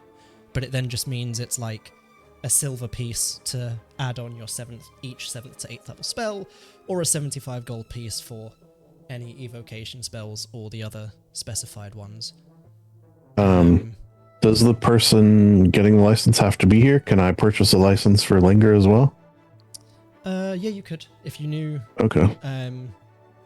Linger's spells, or had access to Linger's spellbook, you could absolutely register the spells that she has. I gotta admit, I never thought I would ever see a 4473 firearms transaction record form in D&D. So Wow. Yeah, they do background checks. Okay, so I'm going to burn Ascending. Mhm. I'll just cast it. And, hello, Linger. I need a list of your spells to get you a license. And then he'll get a list and he'll write it down. Yes. Absolutely. She will reply back, tell you all of her spells. I think she has more than 25, but I think she also might have Sending as well herself. So she'll send you a follow-up. Aren't there a bunch of ones that she As has per my that are last sending. illegal? Yes. Which She just doesn't can't have legally to cast them. register. And He doesn't necessarily Mira, have to I, mention that she has them, or he can register that she has them, and they know that she has them, and she can't cast them. Basically, yeah. I'm gonna get yours as well, Mira, just because your spells have saved my life. So I feel like tit for tat there. You, Chester, that's so nice. Okay, so that's 450 for like the base S class, and then surcharges on top of various amounts that involve math that I do not want to do. So, Nor do I. can I just give you let's say 600 gold pieces?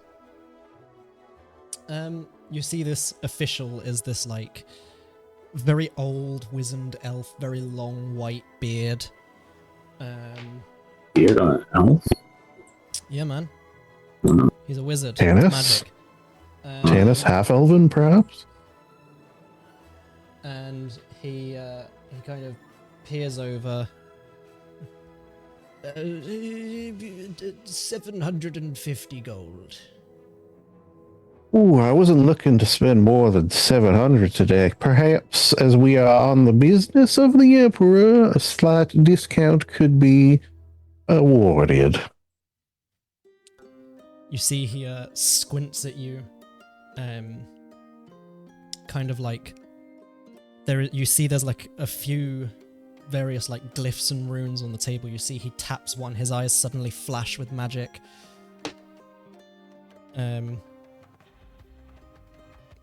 You do have Zone of Truth, don't you, Chester?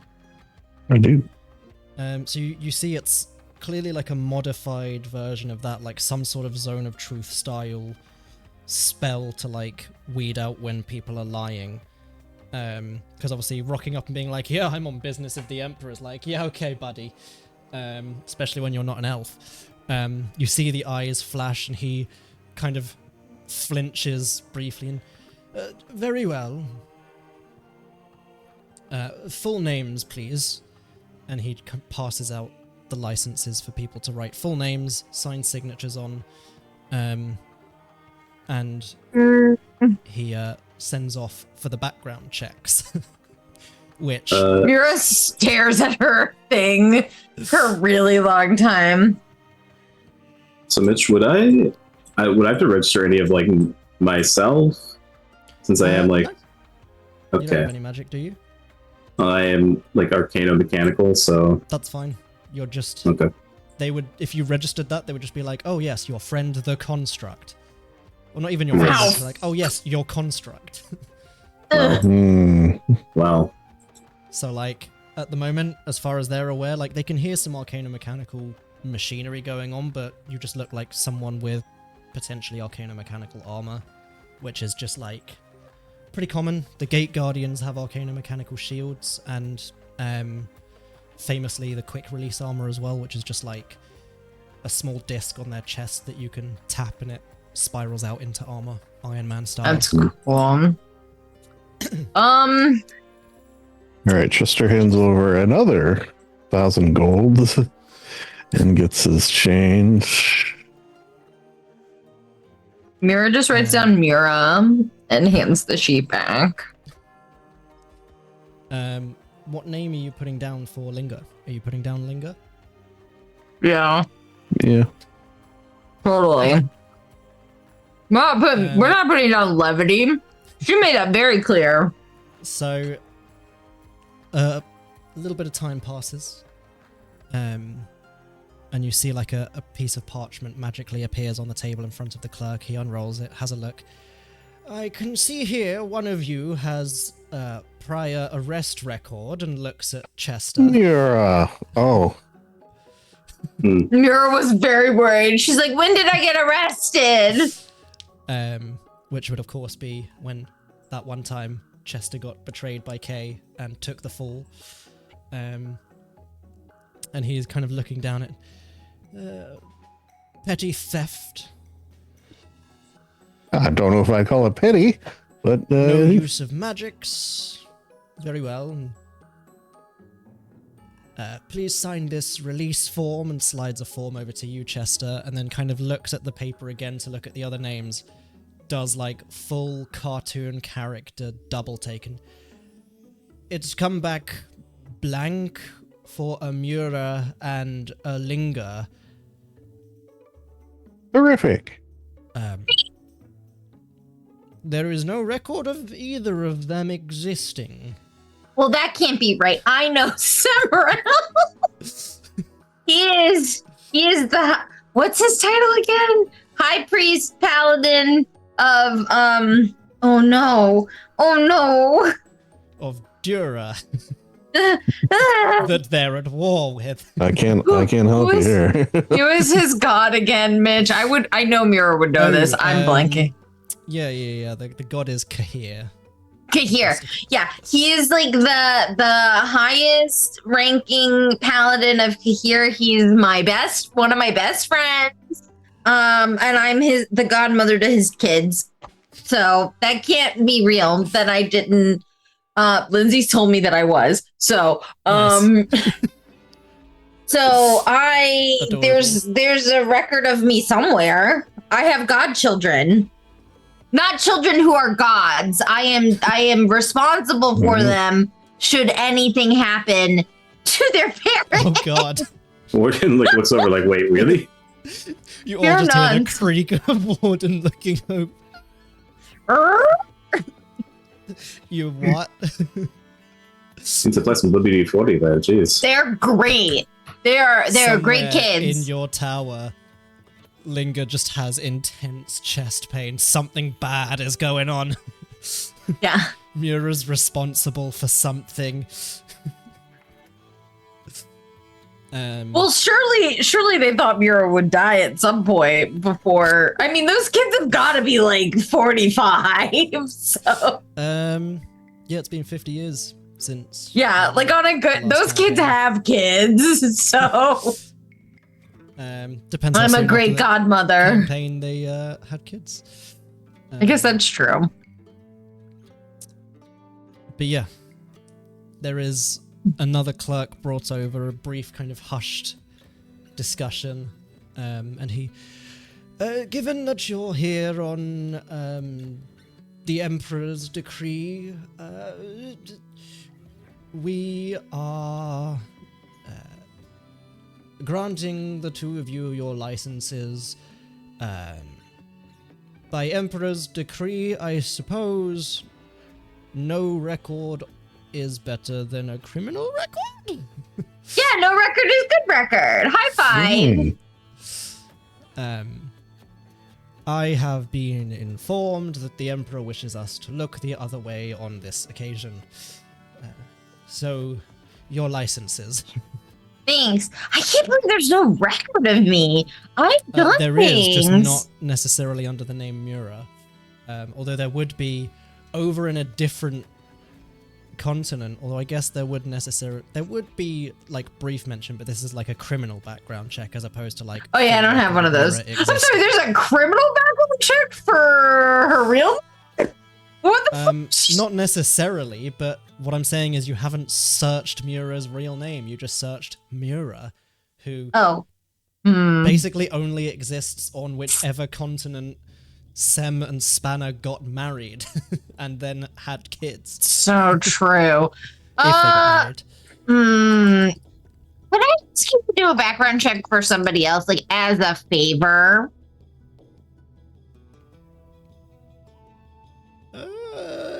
Generally not, but perhaps for 10 gold pieces. Done.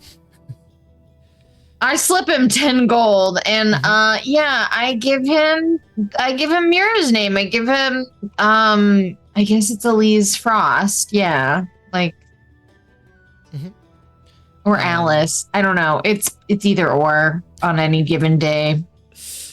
We'll go with Elise. Pass the name over. And yeah. There is a record of them existing quite some time ago, yes. But no criminal activity, no. How long ago is some time ago? I don't know, bitch, check your dad's journal.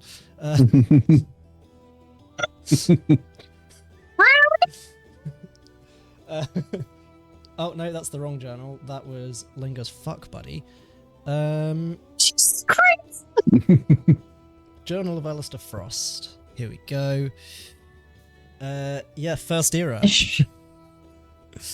I'm pretty sure. I think he was first Wow. era.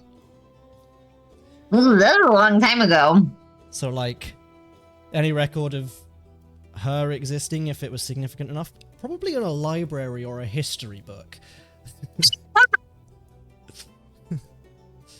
Here's like, thank you. Bear with What's me, this let me just paper? double check. I'm fairly certain the whole point was you guys were first era, but I need to Yeah, I think so. actively double check that. No, I have to go back into my mirror thing and make sure I have the. Eroth. Where's me timeline? Where's me timeline? Oh, music. Yeah, it's because I'm loading up so much stuff at once. It's okay. It's just more Eroth backstory. timeline. Sands of Syldaris. It's first era. I'm looking at it. It's I and did the name think is so. Alice. Okay. The name is but Alice, not Elise. Why did I do The that? main thing I wanted to check as well. So the second era. I'm running this from through the year Grammarly. 296,000.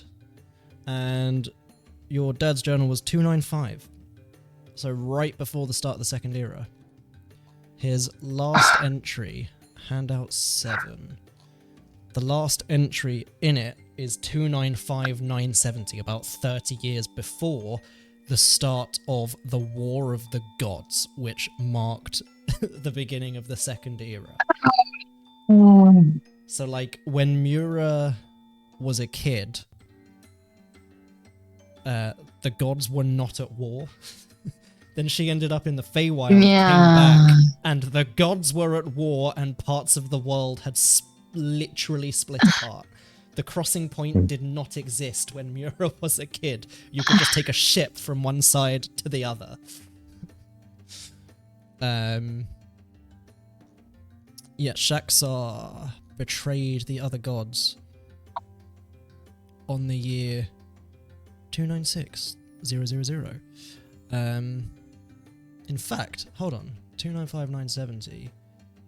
It is literally the same year as his last entry. That's hilarious. That is funny. Wow. The same year as Mura's dad's last journal entry is the year that the great wizard Syldaris died protecting Eroth from a mistake of his own creation.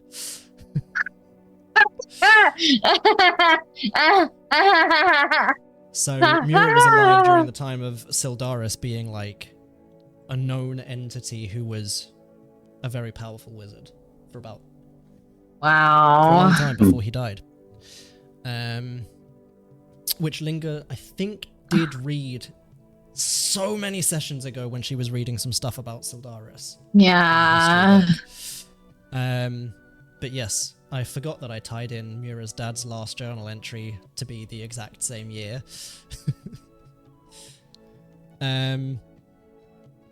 So yeah, he kind of like squints at this, and it's like, well, she existed pre-war, pre-second era, so there's not much information on her.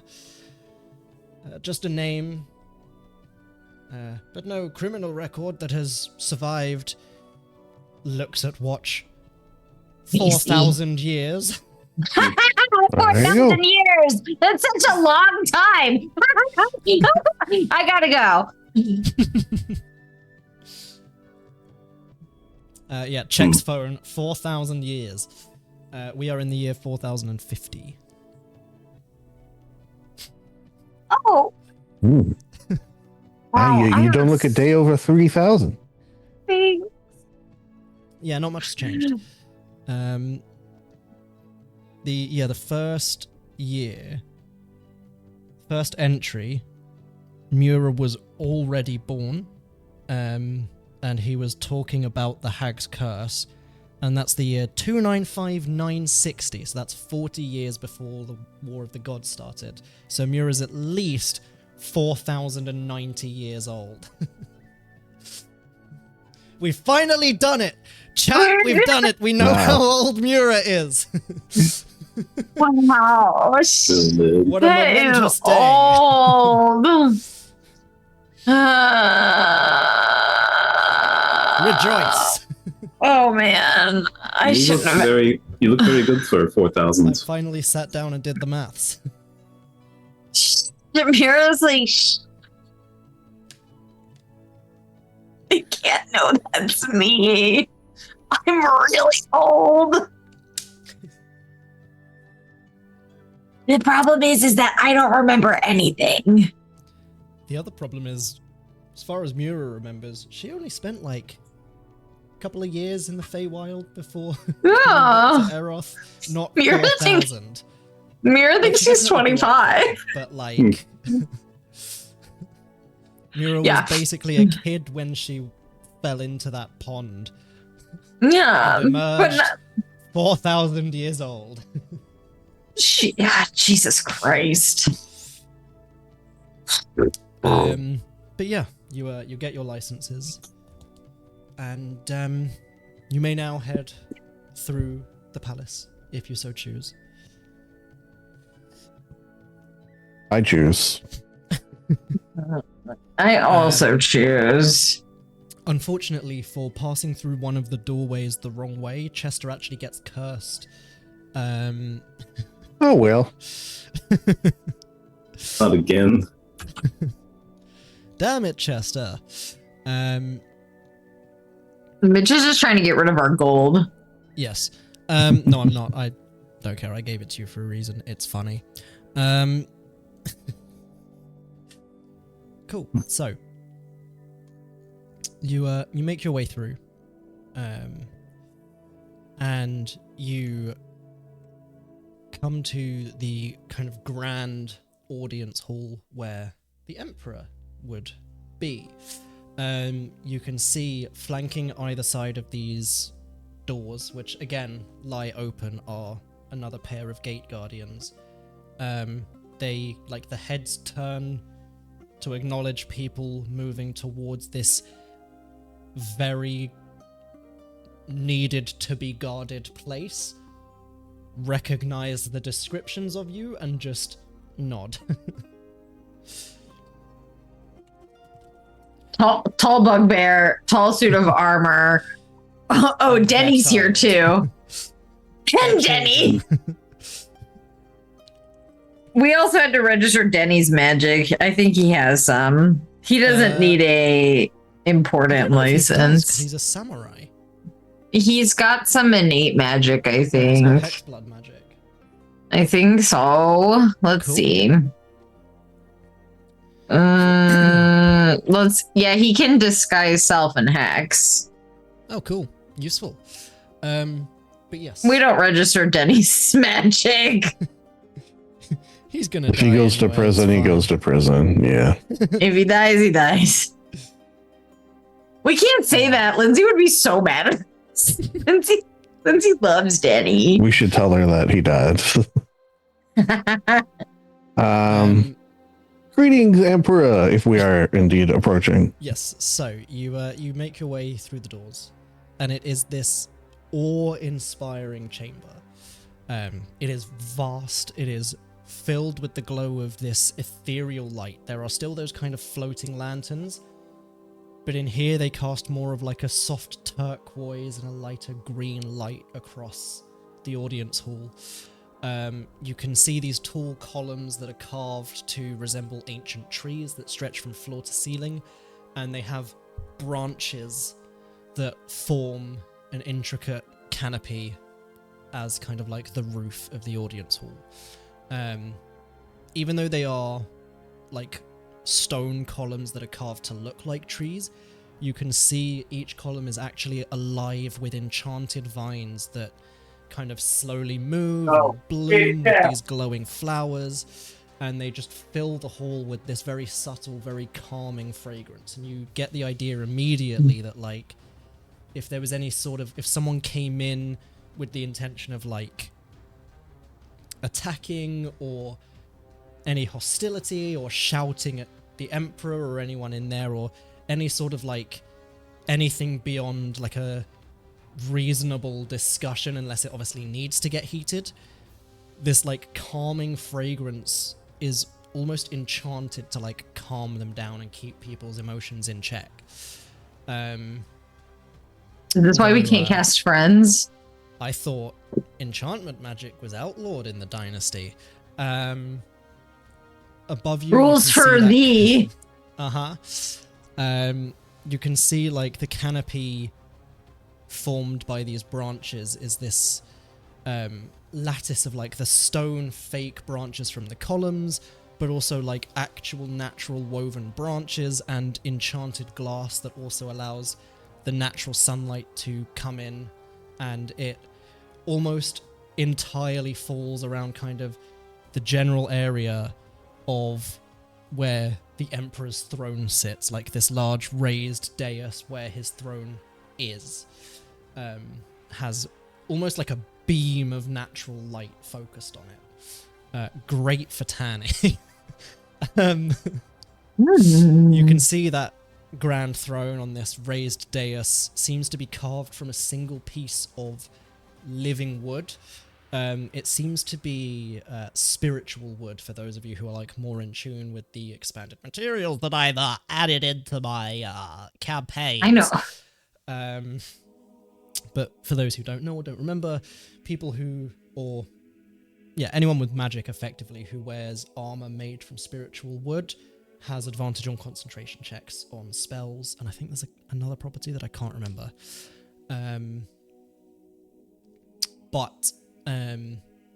It's like the throne is growing directly out of that large central tree at the palace.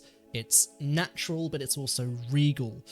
And you can see the Emperor of Thiselwood, Leoric Zamalin, sits upon this throne, dressed in these kind of like deep emerald and silver robes, very much like the colors of Ambriel. His presence itself is commanding, but very serene. You know, he's around the calming flowers all day. Behind him, you can see this enormous tapestry of woven leaves and silken threads that depicts almost like guardian spirits of the forest. These like majestic stags, wise owls, ancient trees, and almost like floating above them all with her arms out in a very welcome embrace is like a depiction of Ambriel protecting the land of Thiselwood, her face obscured by a moon, like the moon basically, of this moonlit sky. In here you can see rows of elven guards. These would basically be like the Emperor's personal guard. So yes, there are the gate guardians, and here is where the presence of other guards is more concentrated because he's an important person. They're in very finely crafted elven armor with leaf motifs, symbols of Ambriel, symbols of Thiselwood. And at various intervals along the hall, you can see marble basins of this crystal clear water that are enchanted, and every now and then the surface of the water suddenly ripples, and you see various images of Thiselwood's past victories, various important events throughout Thiselwood's history, and there is just like this gentle music, like the whisper of leaves on a breeze, that just fills the hall, played by presumably unseen musicians, just in a perfect harmony with the tranquil ambience of the hall as itself. But as you approach,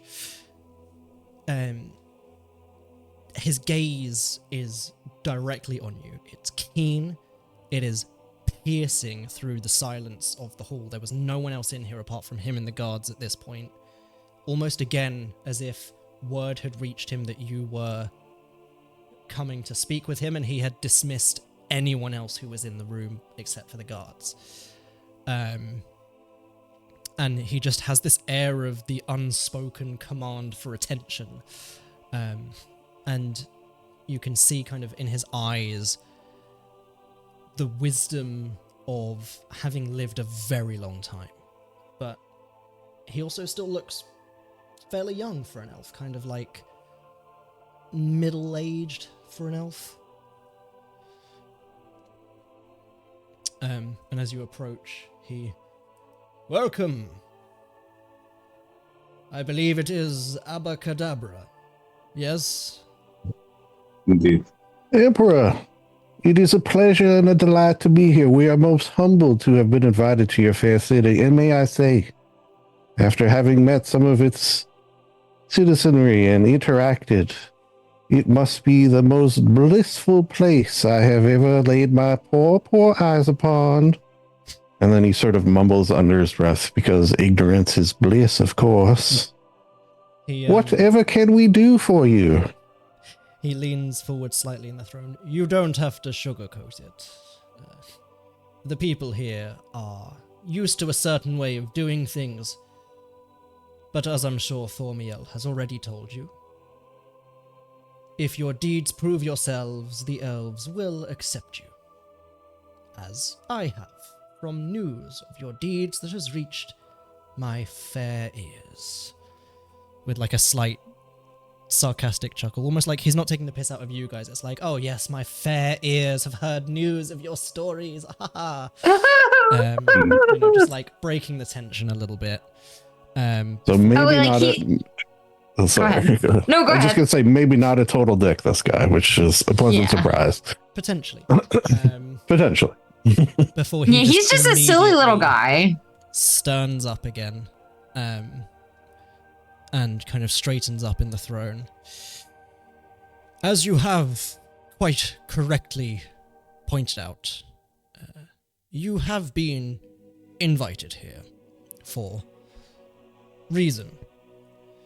There has been talk of the sun god and his, or hers, or their many various followers having increased activity within my dynasty. Naturally, I cannot stand for it. Most of this is being dealt with by my forces, by my armies, and we are, at present, generally successful. There are, however, other matters happening across Eroth, for and to which dynasty rule does not extend. We would like to assist, we would also like to know what is going on, but if we extend our armies, there are many who would see it as an act of war. We need an impartial party such as yourselves to assist. There are some matters here to attend to first, and we shall use those as your proving grounds. If you prove yourselves viable assets, then we shall discuss sending you further out into Eroth, for your own benefit, of course, but also to assist us in our reconnaissance and assisting wider Eroth as a whole without tidings of war. Naturally, once you have dealt with those threats, if you are sent to deal with them and everything is calm and peaceful, you will naturally attribute your being sent on said missions to the generosity and ambivalence of the Thiselwood dynasty, and of course, the wider Eroth will be aware that it was at our request that you were sent to do so. The glory will be yours, but there will still be credit to Thiselwood for helping Eroth and not just themselves. A mutual back scratching, if you will. Precisely, although my throne does that for me. It's quite delightful. Oh, I have a mage hand that does mine. It also has a vibrate setting. Oh! You're kind of a silly guy, aren't you? I appreciate that about you. There is nothing silly about me. I am the emperor of the most powerful dynasty in Eroth. Be a silly little guy. Elves Don't are worry. as tall as they are. This is how Ambriel made us. It's kind of. Oh, I didn't mean little guy as in height restrictions. No, It's like a little phrase, you know. It's That what was all the Mitch kids are basically. saying. Oh, Mira Mitch is just a explaining silly the guy. yeah. Yes, Mitch is a silly little guy. Mira explaining the hip lingo to the Emperor is kind of hilarious to me, though. Skibbity. Yeah, Mira's with it. Mira said hello, my fellow kids. Okay, so what do we need to do? Also, did you have a very powerful? Wait, Hold on, Midge. Before I open my fucking mouth, or before I open Mira's fucking mouth, everything that everybody knows about, right? It's not the thing that's going to get me arrested, right? I would know that by now. What's a thing that everyone knows about? Because all I heard Ley is, lines. Everything knows Okay. about. Okay. Ley lines. Ley lines are a thing that everybody knows about. It's not something that's going to get me arrested, right? So it's not necessarily an everyone knows about, but the study of ley lines is the study of geomancy, and that's not necessarily a restricted or frowned upon school of magic. Excellent. You would also imagine, certainly not somewhere like Thiselwood, where the story is literally that they used their magic and magical elven songs to grow the city out of the earth. Like, that's very ley line and geomancy activity. Yeah. You know, you got like the strongest ley line I've ever seen in my life, like right through the center of this place. It is immaculate. I just wanted to let you know that I appreciate that as a ley line enjoyer. He kind of leans over on one of the arms of the throne and, peculiar. There aren't many geomancers who are overly versed in actively seeing ley lines. Many practice this for the vast majority of their lives and never achieve it. But yes, as far as the compliment goes, thank you. We are aware of the incredibly powerful ley line through the center, and that is why we built the palace here, and why Ambriel provided us with this bountiful enchanted forest. That is really cool. I wouldn't necessarily call myself a geomancer. I'm more but yeah, it's a cool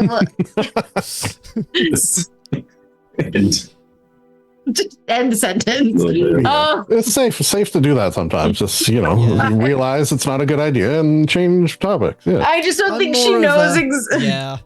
Yeah. I was gonna say I'm more of a Miramancer, but that seemed too silly. Yeah, I'm just your average ley line enjoyer. You've got a lot of them though, and they're really great. Yes, Ambriel's blessings are many and bountiful for Thiselwood. Truly. But yes, to business. Please. It has likely escaped your notice. I am to understand you have been here for about half a day. And most of the locals would not exactly be forthcoming. There have been disappearances from Thiselwood and surrounding dynasty holds.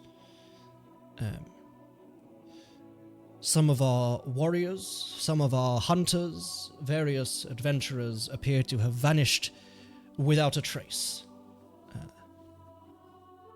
Particularly, the two towns to the south of us, Silne Tahor, which is going to be copied and pasted into the chat because it's one of my silly elven names. Copy. For fuck's sake, every time I go to Discord, it just detunes.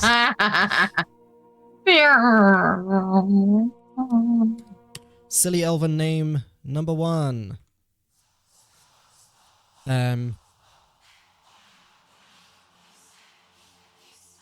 That's not the music it's supposed to be. I don't like this. Hey. Yeah.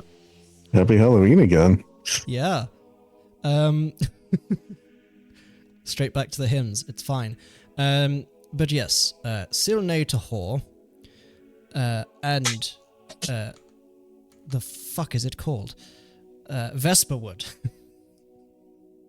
Much easier to spell. I just had a brain fart for a second there. But yes, Syldaris and Vesperwood to the south have some I of enjoy the more the- recent and predominant reports of the same. There have been witnesses from Syldaris who have claimed within the forests that surround both of those towns and Thiselwood, the wider Thiselwood forest, have heard echoes of cheers, clashing weapons. Others have apparently seen strange figures in armor roaming through the woods, and when they go to investigate, the figures are nowhere to be found. So weird.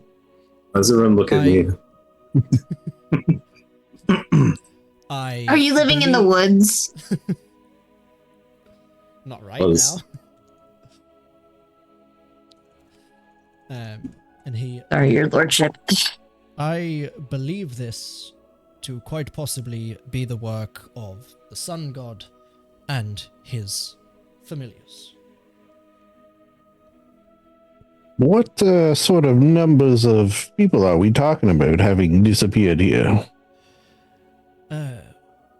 So far, the reports that have reached us across Thiselwood, Syldaris, and Vesperwood as a whole, by last count, there were around 50 people missing. Which, like, given, the huge numbers in Thiselwood as a city, and Syldaris and Vesperwood are both quite large towns in and of themselves, it's not a huge amount, but, like, even still, 50 people suddenly missing is strange. Like, yes, it's not necessarily a huge proportion of the population, but, like, more than 10 at the same time missing from 3 separate locations is a bit weird. Yeah. I'm curious, do the missing people have anything in common? Were they all of the martial variety? From what we understand, the majority have been, but some have been unlucky wanderers, foragers, people out in the woods, never coming back, people who went to sleep in their homes and were not heard from for days. But it does seem to be majority warriors, hunters, and adventurers, and similar inclined. I feel like you've definitely come to the right place because we have investigated a series of missing people before, which brings me to my next question. Are the Drow peoples allowed in your area? We didn't see any in the cities. No, they generally stay underground, which is not particularly encouraged here, and generally, no, there are no dark elves in Thiselwood. That you know of. That we know of course. Okay, all right. Yeah. He's definitely thinking about all the people who disappeared and were turned into automatons. And now there's a bunch of people disappearing again. Warden's got like the Kill Bill sign in his head. Yeah. Have you, just out of curiosity, my friend Warden here, have you ever met anyone like him? Seen any individuals like him in your environs? Gordon just kind of sighs and he'll you hear him unlatch his helmet and he'll slide it off. His dark faded curly hair kind of spills out of it. You see the Emperor kind of flinches slightly. And he... No, arcano-mechanically enhanced people are certainly no stranger to Thiselwood or the surrounding environs. There are elves within the city who enhance themselves with arcana mechanics, and there are various arcana mechanics available for work in the city. Similar for the other two, particularly over in Vesperwood as well, where they're much more forgiving. And I'd say it's probably somewhat common knowledge as well. So, like, Thiselwood, super uptight, super high elven supremacy. Syldaris is like elven town. So, yes, they are still majority elves, but it's like the wood elves work and live alongside the high elves, and there might be some dark elves around there who are nice people. Like, they're much more a diverse spread of elves, but still an elven town. And then Vesperwood is just your more bog standard D&D fantasy town, where it's just races exist together. He looks at his friends. Well, what do you all think?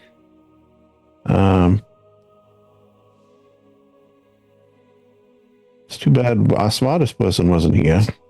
Yeah, there's not a lot of thinking, is there?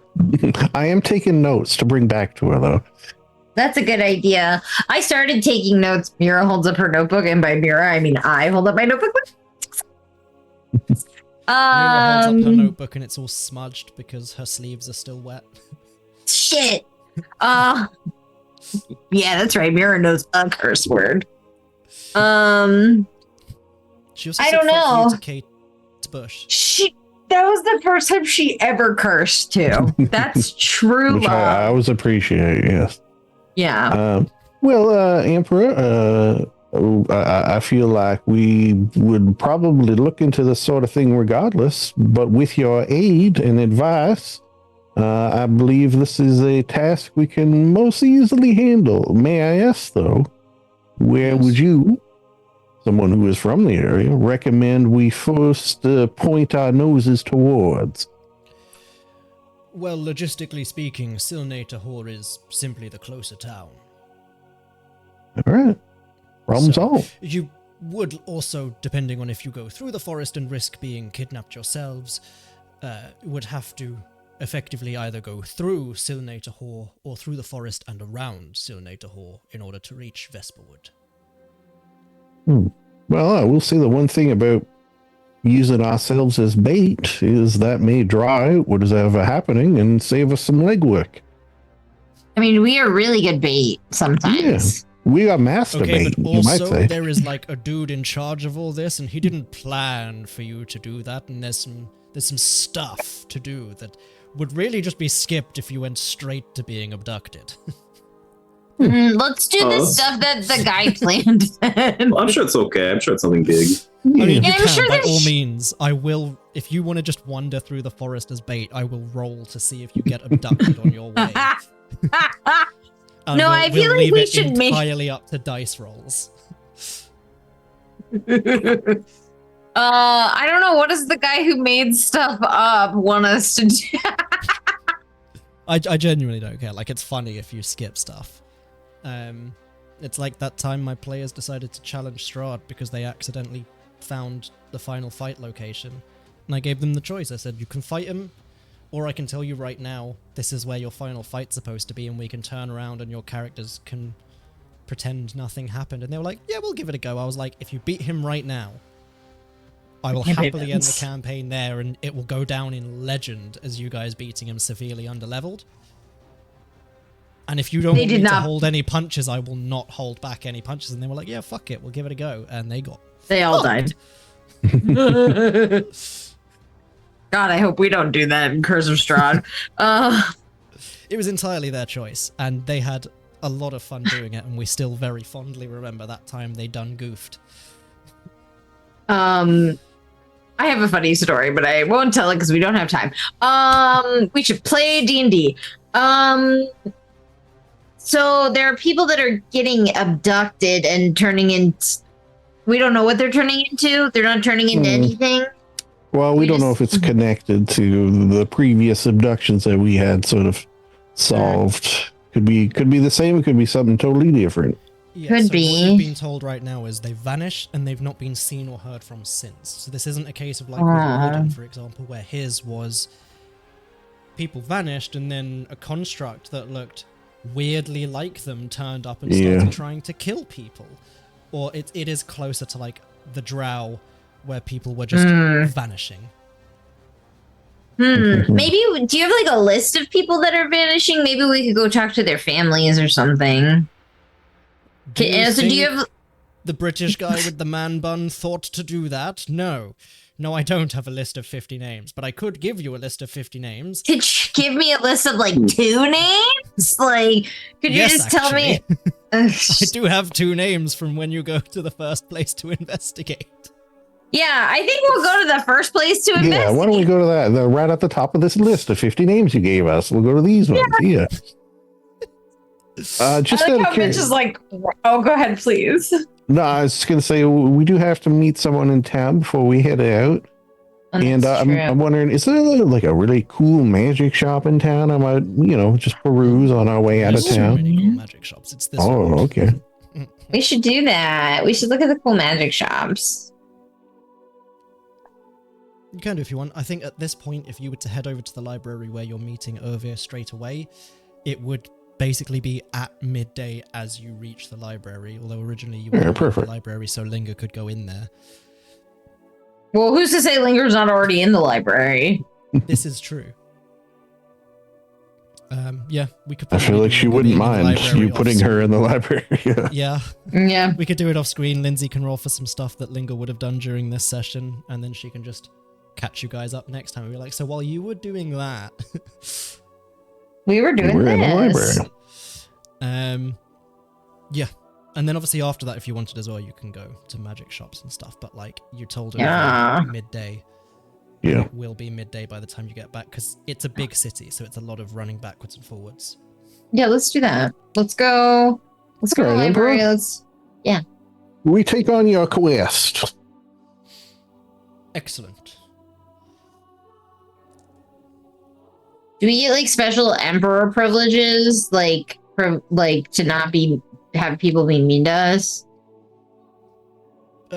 Yes, good point. And he kind of like wraps his knuckles on the arm of the throne, and you see kind of one of the branches that like makes up one of the armrests starts to unravel and just slowly extends out towards you before unraveling like a hand.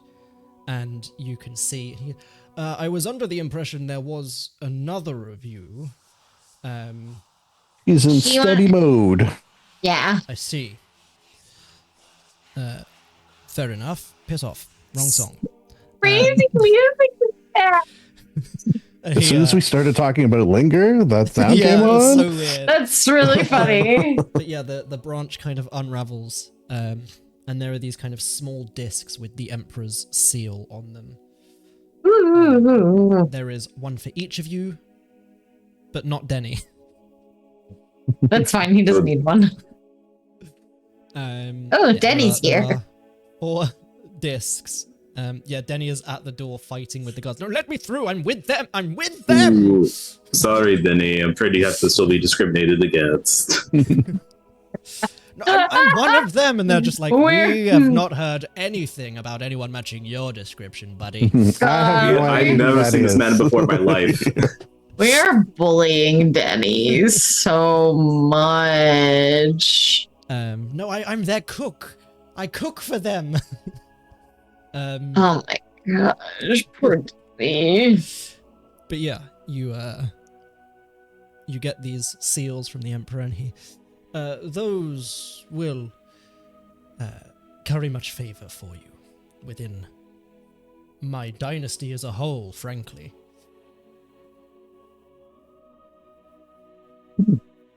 All right, well, Thank you. Are any of you magic users?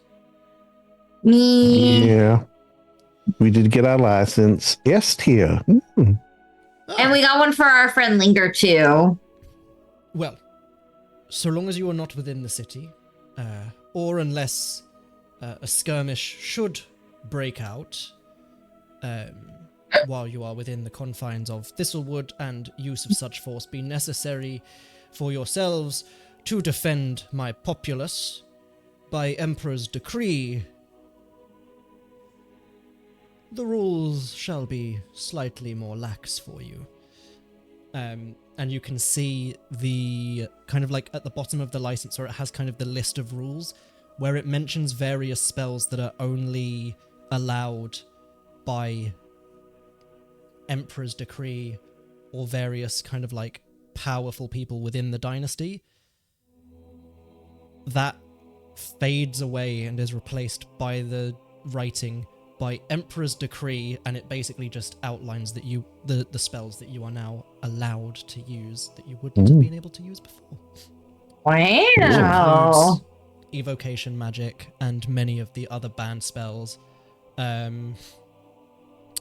Enchantment and charms are still restricted, but you do see there is a small caveat that says if within reason during the undertakings of their work in the pursuits of the betterment of the Zeroth dynasty, these rules may be bent for, and it has your name on. Oh, cool. So you basically have like the royal decree for a lot of the banned spells if you're caught using them, but like you're in a fight or whatever and the fight ends and the guards would come over to arrest you Skyrim style, like, dude, I just saved the fucking town. You can show them your license, and the bottom of the license basically says the Emperor says it's fine if they are defending the people of Thiselwood or the people of the dynasty. You basically have a all reasonable force excuse by Emperor's decree. I don't know if any of us have any. I mean, Linger I didn't has take so any. many banned spells. Oh, yeah. Yeah, so like all of Linger's evocation and necromancy is now fine. Yeah. Although not like raising dead or anything like that. That's still heavily frowned upon and restricted. What about speak? I don't think you ever mentioned speak with that. That's the only necromancy I have, I think. Yes, so generally that would be heavily restricted. That restriction is lifted for you if it is necessary for the pursuits of the betterment of the dynasty. So say, for example, you had to interrogate one of your dead bodies, but just like randomly walking into the mausoleum and talking to random people's corpses, you would still get thrown into prison for. That sounds like fun. Yeah. I died on the toilet. Elvis? Some like 300-year-old elf just like, I passed away peacefully in my bed. What a waste of speak with dead. Wow. Did you do anything cool in your life? Got any cool recipes? I Want made us to say hi to sourdough. anyone? Oh! Do you still have your starter? Could you tell me where to find it? 300-year-old starter. Yours like perfect. But yeah, you can head to the library if you want to meet with Irvir. Yeah, good next step. I'll be right back though. I got the closed door and pee. Okay. BRB. We can take another break because it has been some time since the last break. If I'm you good. need a break. But yes, as he does this and you accept the Emperor's quest effectively, he very well, you may take your leave. Thank you, Emperor. It was a pleasure, a delight, and a third thing. It was also a pleasure of mine to meet the esteemed Abacadabra. Your feats thus far have reached my ears, and they are no small feats. Feats don't fail me now. Goodbye.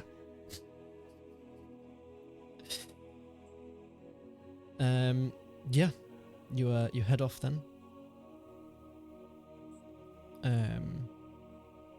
Presumably then directly towards your meeting place with Irvir. My berry. Cool. So you head across the town still the people giving you kind of the side eye and the glances, especially seeing you leave the palace. But also as well, like, it's been half a day. Word has started to spread across the city that, like, a group of adventurers have been invited into Thiselwood by the Emperor to help the dynasty with something. The general populace probably don't know exactly what, but, like, they're aware that it's like the sort of thing of, like, oh, like a special force have been brought into our city to help with something? Okay. And so there is a lot more kind of like staring and intrigued whispering now, as opposed to like staring, pointing and being like, it's not elves. Well, that's an improvement. But again, there's still very much an air of like, I wonder why they would bring in people who aren't elves to do something that's very clearly an elven job. Oh boy. You make your way over to where you said you'd meet Urvir. And you can see outside, just kind of like leaning up against one of the posts that makes up like this kind of railing around the library, is different elf than before. Looks very different to what you saw before, but the exact same hat that you saw previously. This one's like kind of much lighter skinned elf, different eye color, slightly different height. The hair as well, even though they've got a hat on, it's like that same long slick back that Urvir has that's just kind of falling out from the back of the hat. And it's like very similar clothes to what Urvir normally wears, but as if someone had like taken that and turned it into what the Thiselwood elves wear. And again, just the exact same hat that you saw a different elf wearing earlier on in the day. And he kind of sees you approaching and just kind of waves briefly before walking over to you. And I need town music. There we go. You either our friend or you stole his clothes. Wouldn't Lately, that be hilarious if someone beat me up and stole my clothes and there was just a naked green tiefling running around in Thiselwood? I think we would have heard about it, right? Insight check. Yeah, go for it. 15. 100% Just be Urvir, sure. 100% Alright. absolutely 19. hilarious if he was running around Thiselwood naked. I think that would be funny too. It will be. Can we tell, is this disguise self, or is he good at, like, you know, makeup and stuff? Give me an Arcana check. Ooh. I want to do one too, Go for it. if I 8. can. Oh, I muted Shard. Why? You know what? I'll actually say maybe Chester can have advantage, because this is the sort of thing that his people would have come across. Oh, I that also was have the Denny. spell, disguise self, and I'm proficient with the That's disguise true. kit. So for those, That's very true. I mean, I rolled less, but Sorry, I was on Denny's sheet. I should Yeah, have been I saw. on mine. Yo! Yay. I have 19. wasted Mira's these. just smashed it this entire session. I Yeah, know, right? that's And I think Can't wait to actually, get funnily into enough, combat. Mira saw someone with one of these last campaign. The Oh, memories! The memories are coming back! Exactly. He is wearing a hat of disguise. Yeah. So Chester would Is probably it? get the idea that it's definitely more magic than like actual disguise.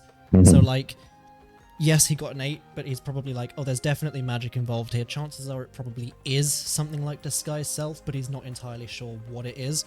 Mira's Makes like, sense. oh, I've seen this before. I saw someone with one of those hats before. You silly it's slick. not always exactly the same hat, but like the reason why the two different elves are wearing the same hat is because it's Urvir with the same hat. Yeah. I got your number. I know what you're doing. I see what's up with you. He chuckles and leans in and, please, don't tell the elves. I won't. I promise. For free. Just kind of like leans on this wooden post.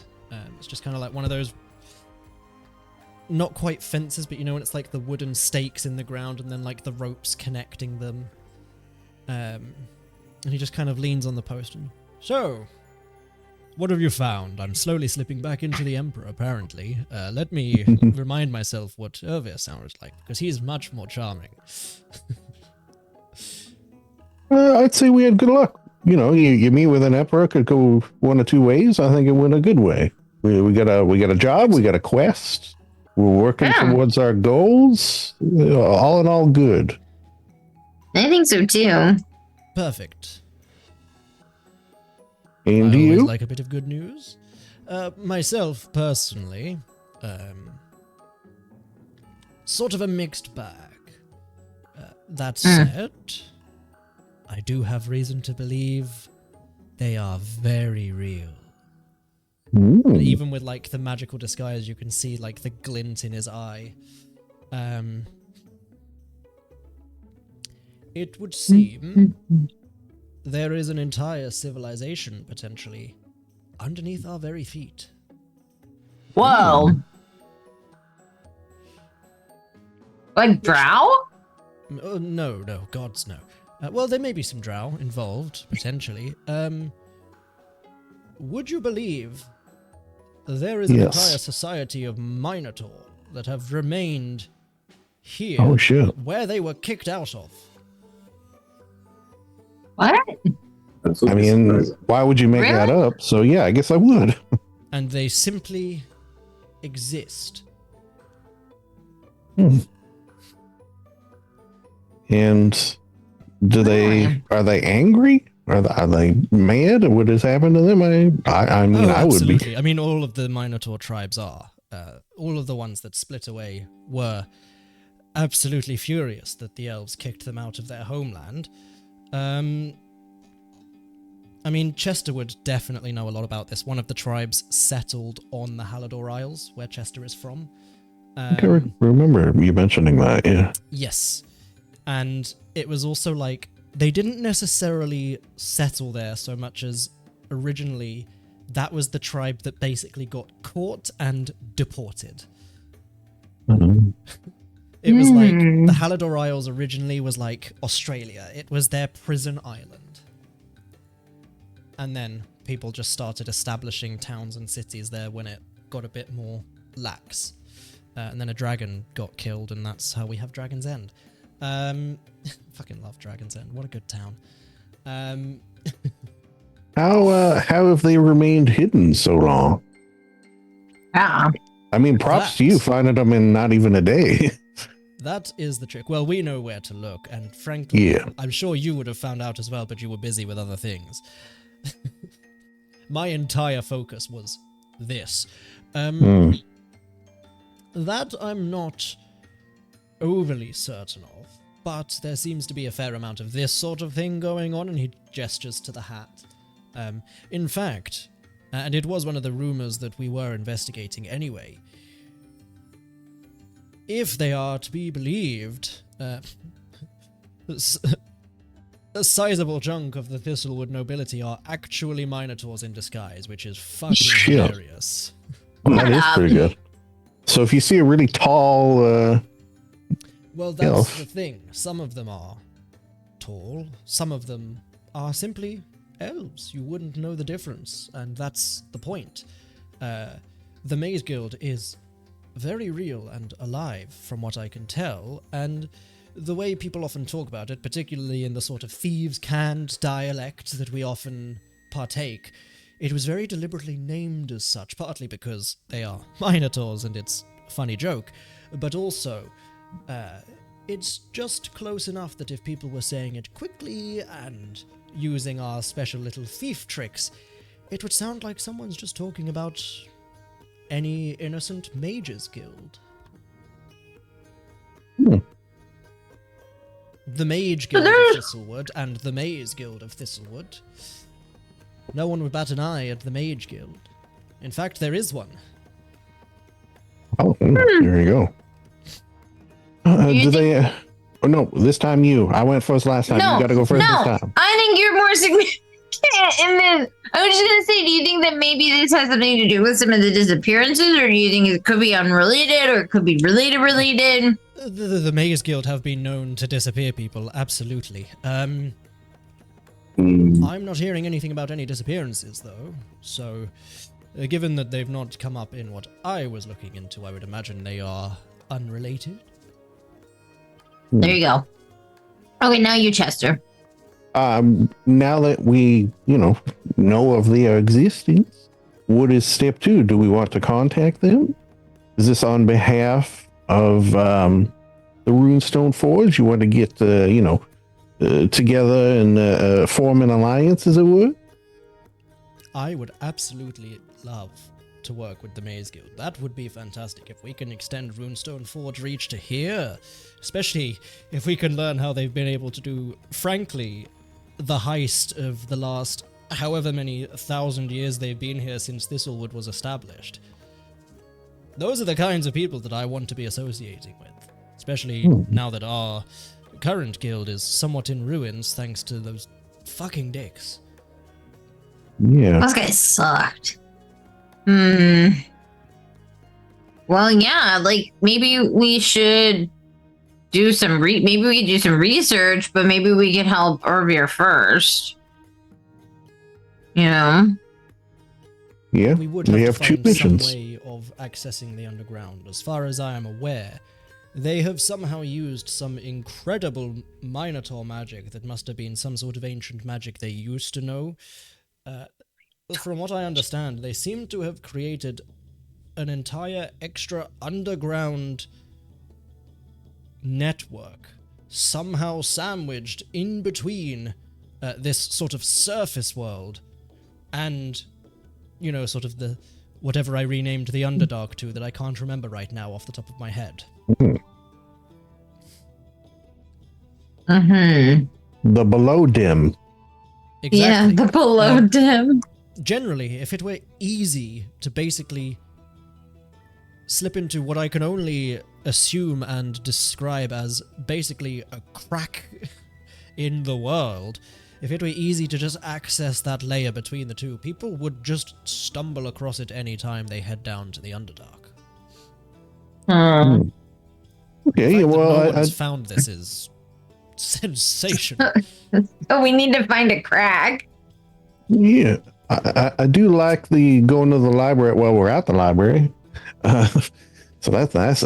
We can look at things like sewer plans, anything with maps of, the basements of the area, things of that nature. Linger can help us, I'm sure.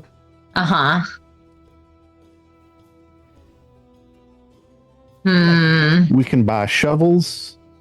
We can. We could just dig a hole. That probably won't work, otherwise people would have found it by now. Yeah, how'd they put aqueducts in here and stuff with a whole nother city? I don't know if they put aqueducts here. Mira doesn't know what that word means. I don't know why that came out of my mouth. It kind of leans in towards Mura. Mura, it is, from what I understand, so much more than just an underground city. What do you mean? Well, the I like places of the underground. Maze Guild, the reason why I followed them here and wanted to come here in the first place, the stories are that they operate around the world. This underground network spans Eroth, not just Thiselwood. Oh, shit. Okay, can I tell you a secret, Irvir? Always. I used to live in an underground city. I actually still have a house there. I don't remember. I haven't been back in a really long time. He kind of flinches, does a bit of a double take, and in Dublis. Yes. Yeah. I was like, that sounds really familiar. She nods. Yeah. Oh, have you heard of it? He just kind of puts a hand on his chest. My Mura, you naughty little devil. No. No. Well, the city of heretics in Dublis, that one underground. I would never have assumed you would be so associated with such filth. all like jokingly and like, oh, Mura! I never knew. Oh my god, Mira's like blushing so hard. No, I mean, it's complicated. It's complicated. You have a house there. Okay, so one time you are going to have to take me there. Okay. Because again, this is the sort of place I have always wanted to visit. It is literally called the City of Heretics. Do you know how much fun thieves guilds can have in a place named the City of Heretics? Probably a lot of fun. I liked it. Nice city. It's so nice and cool, and all the houses are like made of the stone. And I had an oven that I made seal bread in. It's very cool. I also have a lot of bath bomb supplies there. Well, that checks out. There is no higher heresy than running a bath bomb Etsy shop. Right?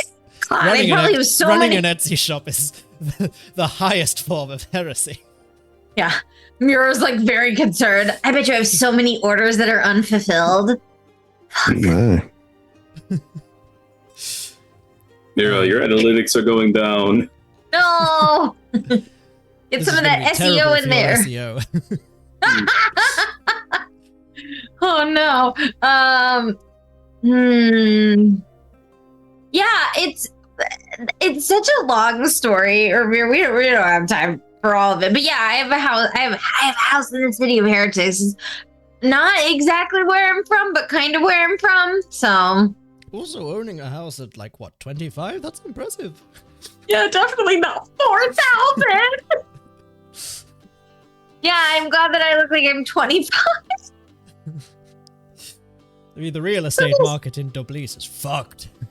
Yeah, I know. It's like there's only so many houses. There's a lot of people, and like most people can't even get a house until they're in their 40s. And now, if you depending on how much money you make, it's just like it's a wrap. This is why Honestly, there's so many thieves guilds, frankly.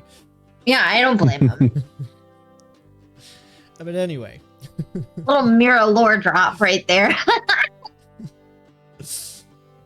But yes, as we say, I would be very interested in seeing if we could potentially check out any sort of Maze Guild ventures. That said, if you have other things to do feel free to leave me here and I will have my fill. What are you gonna do? Find the Maze Guild, hopefully. Okay, you're gonna look for a crack in the earth, right? Oh, I'm always Do you looking think for crack everywhere I go. Why? But yes, Wait, I'm we'll be the trying to bod. find What are my you looking way for crack for? into the Maze Guild at my earliest opportunity and see if I can solicit some help. Yeah, I think that's I think maybe, yeah. Or see if we can Good. help them.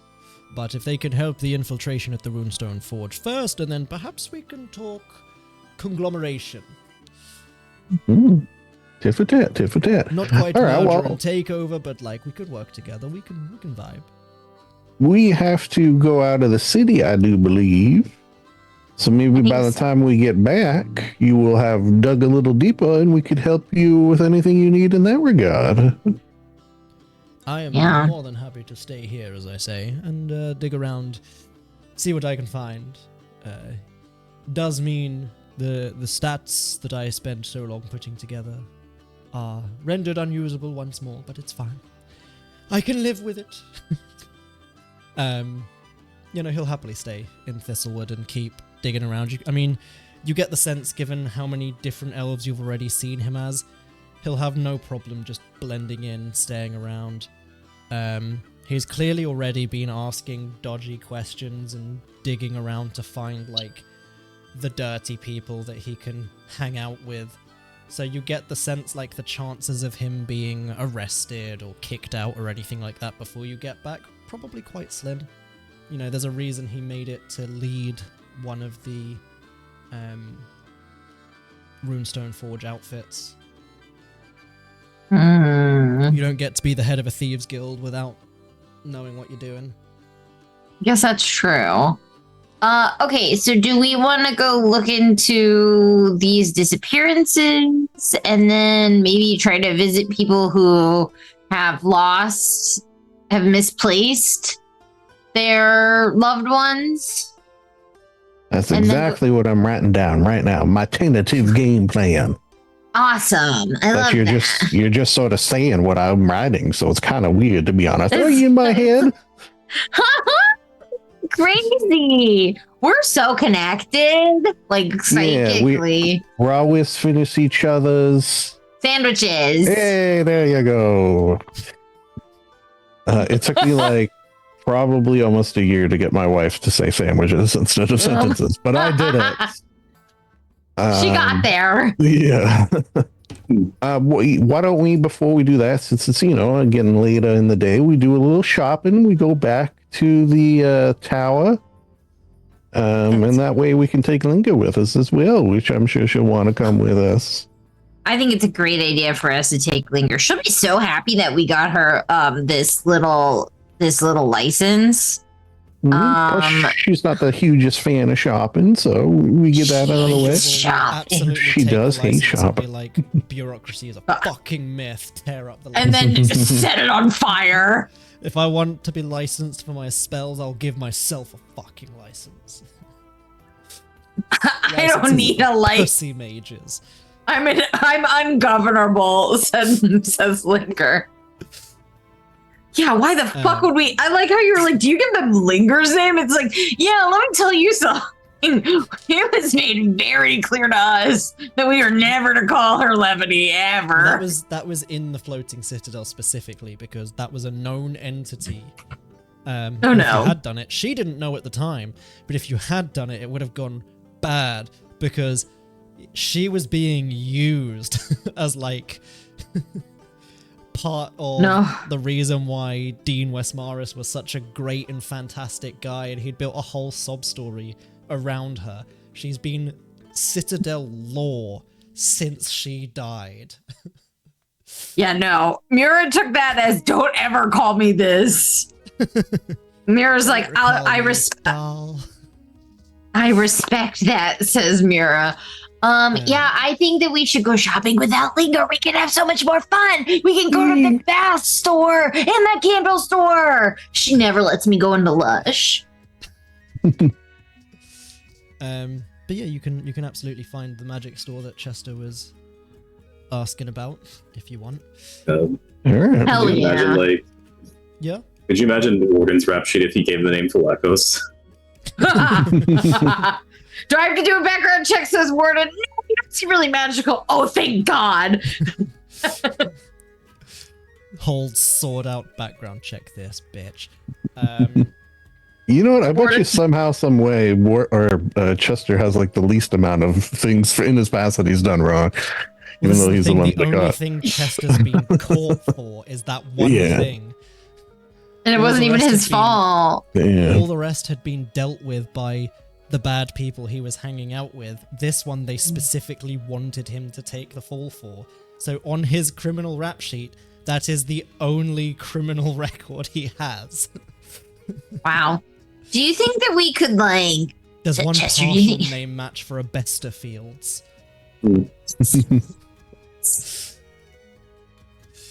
Chester, do you think we could mess... at one time.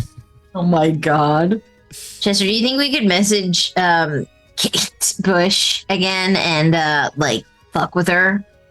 Oh yeah, I have done it from time to time. I think you should do it again. When I feel like it. Did establish it as canon that if he goes for a long rest and has spell slots left, every now and then he will just send her a message with sending to fuck with her. Good. Yeah, Mira approves. Mira high fives about that. Like, that's hell yeah. Anyway. Yeah. But yeah, you presumably then head to one of the nearby magic shops. Yeah. There are many. You kind of like head down this street that's clearly like the shopping center area. Not shopping center. Like the center of where all the shops and stuff are. And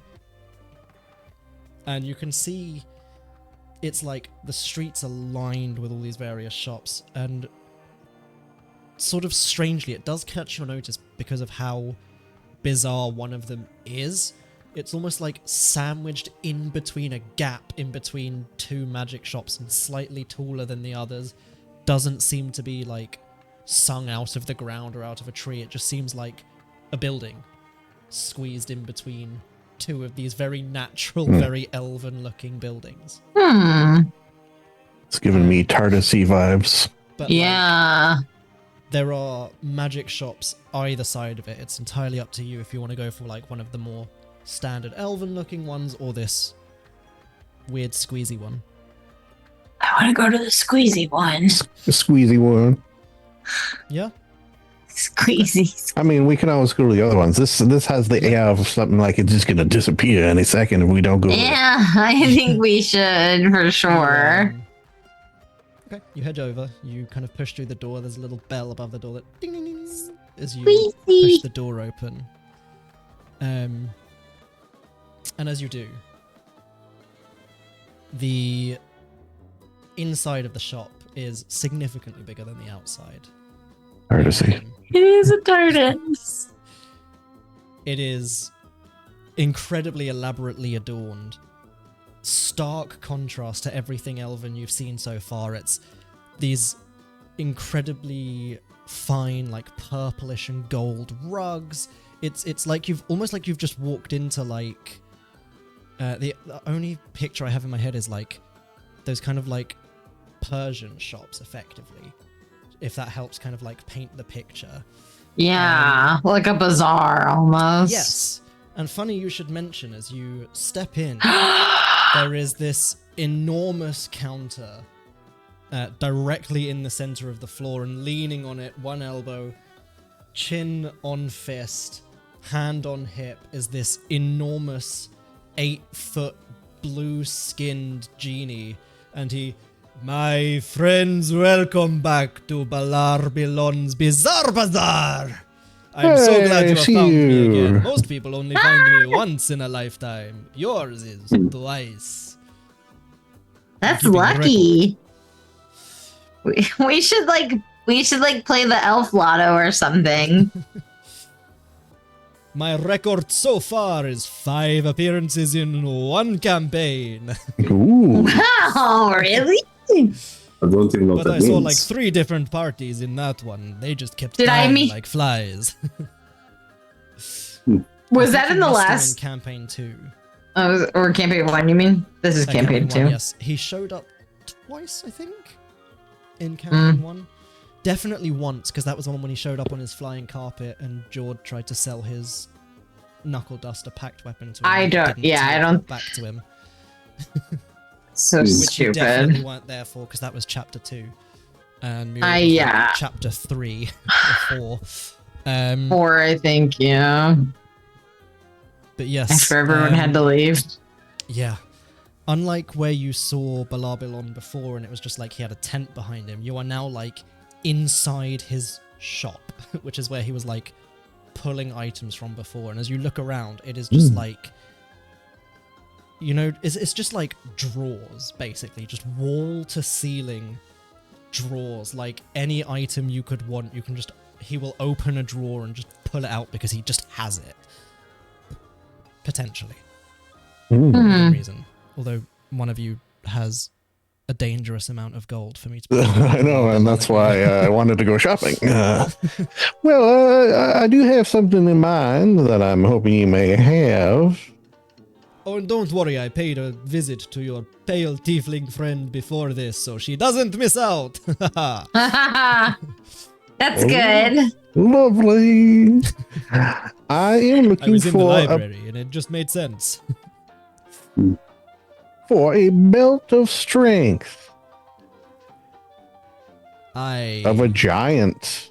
could potentially part with one of those, depending on how strong you wish to be. What is literally the strongest one you have? I mean, storm ideally, but I'll go anywhere from cloud to fire to stone to frost. Ow. Well, Me I neither. don't want to fuck myself over already. Again, looks at Linger's spell save DC. I already fucked up once this campaign. I might as well continue doing it now. Yo, fucking hell! The belt of Storm Giant Strength is 100,000 gold pieces. That checks out. How much gold does Chester have? Not quite 50,000. So just under 50, basically. Yeah. Okay. He, you see he kind of like sizes you up, and he, well, my friend, I think this one is more likely to be in your price point, and he waves a finger and one of the drawers like hundreds of feet up in the air slides open, and a belt just tumbles out and just plummets down into his hand, and he puts it down on the table. The belt of Fire Giant Strength. 36,000 gold pieces, and it can be yours. All right, I will take it. However, Wow.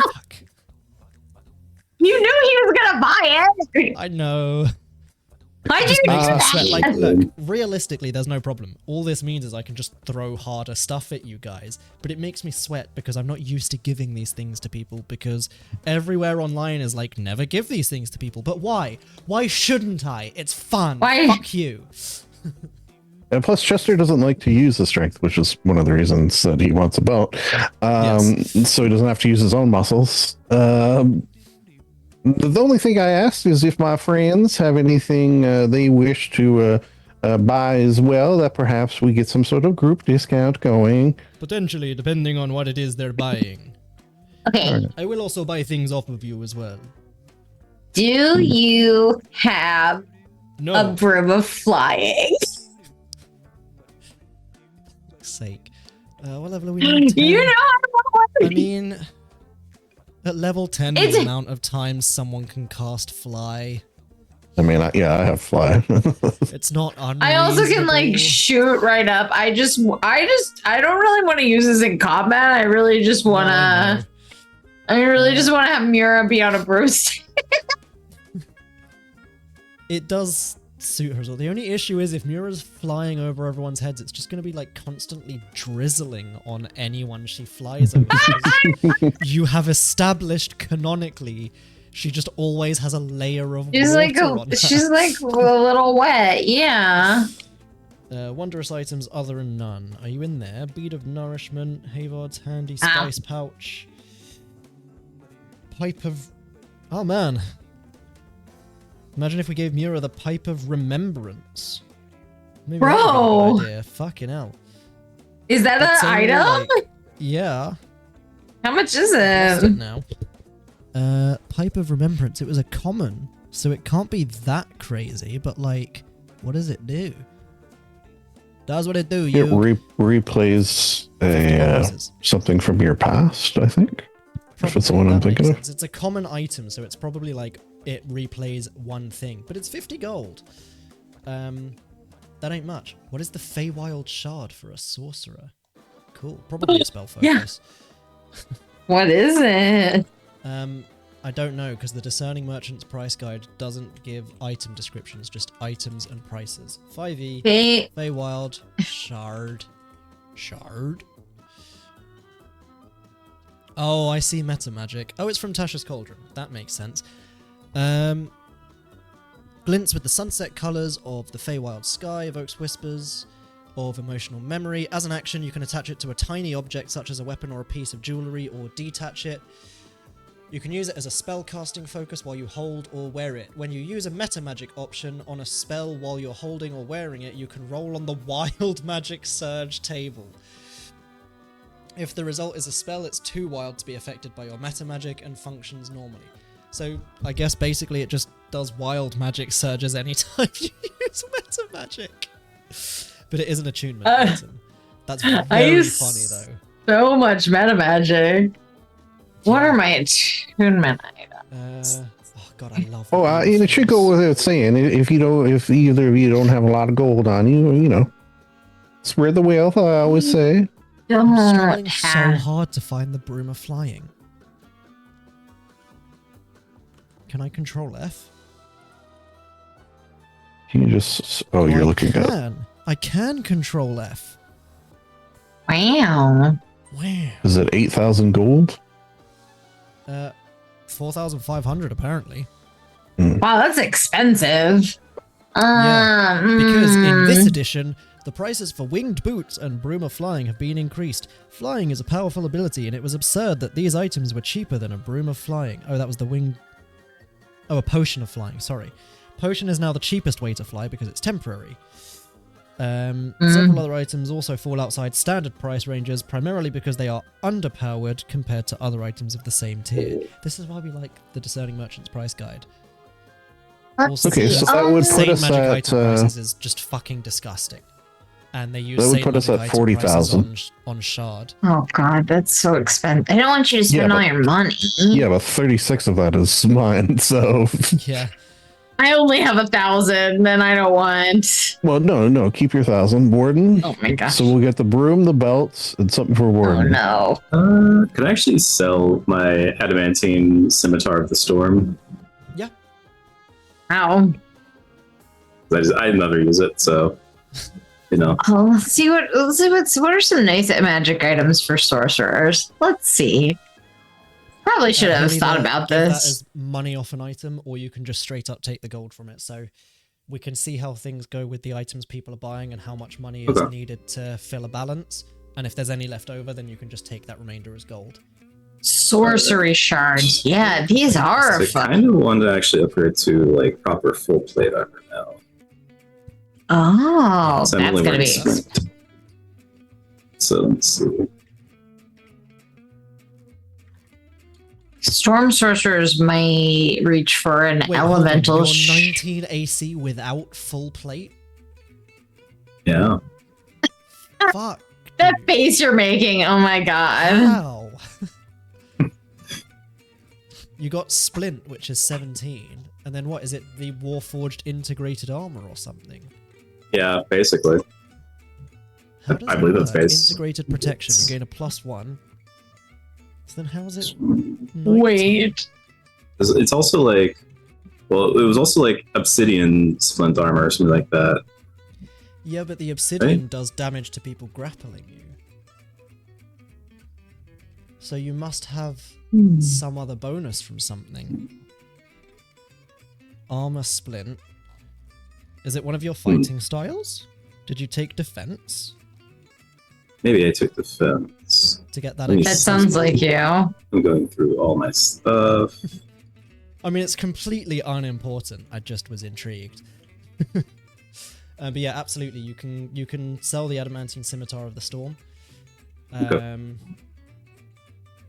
Let's see. Oh, No, that's bitchin'. These shards are cool. you have I didn't gloves find of them on my phone, crafting. so I forgot it's- about those. Oh yeah, I do. I forgot about that too. These shards. What's Mura are- looking at that's bitching? These shards, like the outer essence shard. Oh, the Tasha's Cauldron shards. Ah. The outer essence shard lawful. When you use meta magic, okay, yeah, lawful. You can end one of the following conditions affecting yourself or one creature you can see within 30 feet: charmed, blinded, deafened, frightened, poisoned, stunned. Can I change my item? What, this from seems Broom of flying to something else. Yeah, I think that this. I don't.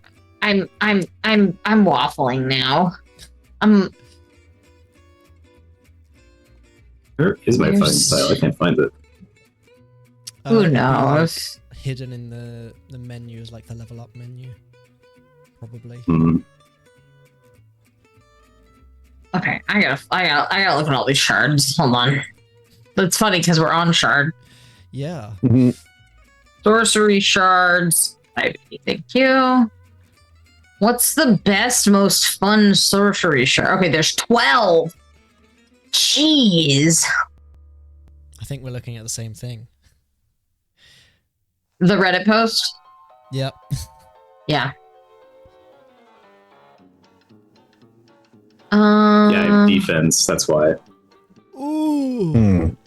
With the Feywild Shard, Subtle and Empower spell, you can spend 2 sorcery points a turn on cantrips and surge twice each turn, and just eat all your spell slots to renew your sorcery points. That's you can crazy. Get 23 surges at 5th level, apparently. That's very funny. Shadowfell Shard is basically a free heightened spell tacked onto any other meta magic. What the fuck? Yeah, man. These are cool. Never mind. Who needs a fucking crew of flying? Oh my god. Okay, let me. I need to read all of these. Chester's just trying on his new belt in the background. Yeah. You guys watch as Chester just clips the belt on and immediately is just buff as fuck. Hell yeah. Hell yeah. Predator handshake with Warden. Literally Arnold Schwarzenegger, but make him Bugbear. Oops. I love that for him. Okay. Yeah. Where do I? Attune to Funnily enough, shards list. Okay. the suit grows with you. That's amazing. And you get the sense that's partly due to Balabilon and his magical environment. Otherwise, Chester would have attuned to it overnight and then woken up needing a new suit, like the Hulk. Which also would have been very funny. 25 strength? Fuck. I feel like I'm taking forever. Hey, Mitch, You shouldn't worry too much just because I'm a bard, so it's not like I'm. You're also using a rapier. Yeah, that's true. Or a dagger. Yes. Yeah, I'm using a Yes, dagger. Warden. Should a flame tongue longsword cost 5,000 gold? It does on Shard because of the sane magic item prices, which are not very sane. If I go to a flame tongue on here, which is the magic item prices we prefer, shout out once again to Lindsay for pointing me in the direction of this PDF. Dwarven Thrower Frostbrand. Where's the flame tongue? I mean, the Frostbrand is 11,000. You should actually all have access to the Discerning Merchant's price guide. I'm pretty sure I pinned it to your journals. Where's my compendium? And just fuck, what's it called again? Flame tongue. Flame tongue. Is it all one word? Is what? Maybe. No, Is it's it 2 one? words. Is it all one word? 2 words. 2 words. Nothing's coming up. Where is Flame tongue. Any sword. Tosh? Yes, rare, 5,000 gold pieces. Are you going to sell the flame tongue for 5,000 gold? Yes. Where did I get the flame tongue? What was that from? I don't know. It was. I think it was the deck. It was from the deck, I Many think. Things, yes. Oh. Mm. All right. Sorcerer.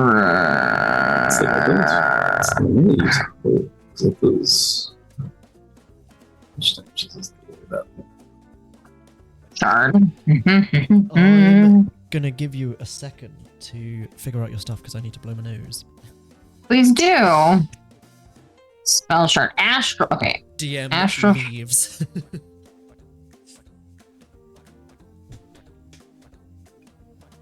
Just a little too obsessed with these shards, honestly.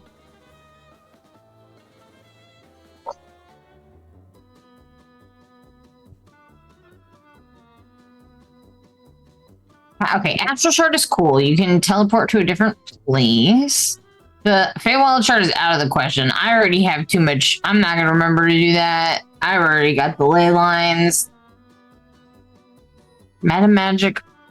When you use a Magic option, you can cause a slimy tentacle to reach through. Okay, that's weird. Okay. Shadowfell, you can... You can curse one creature. Okay, cursing skull. I'm still really feeling the one that, like, it's obviously, like, really situational, but, like, charmed, blinded, deafened, frightened, poisoned, or stunned, like, being able to take that off of somebody when I use a meta magic. Yeah, that's nice. That's kind of good.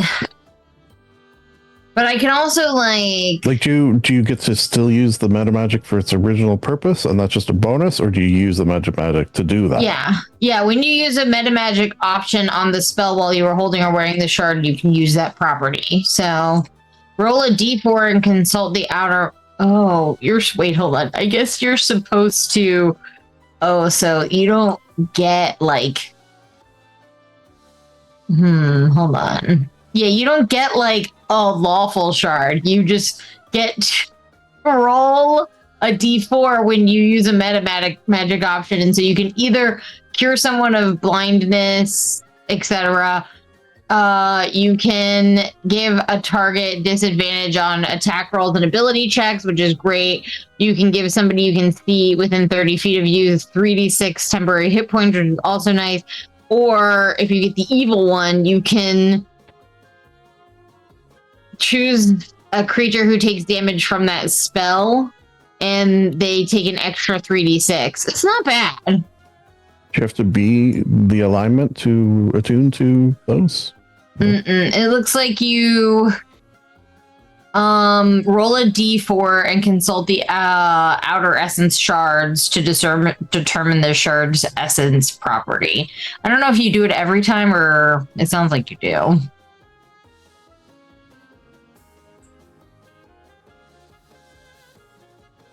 Let's see.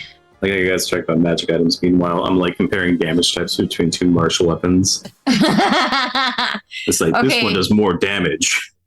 I think this would be way more useful. I think there's a lot of options. Okay, Mitch, how much would an outer essence shard be? Outer essence shard.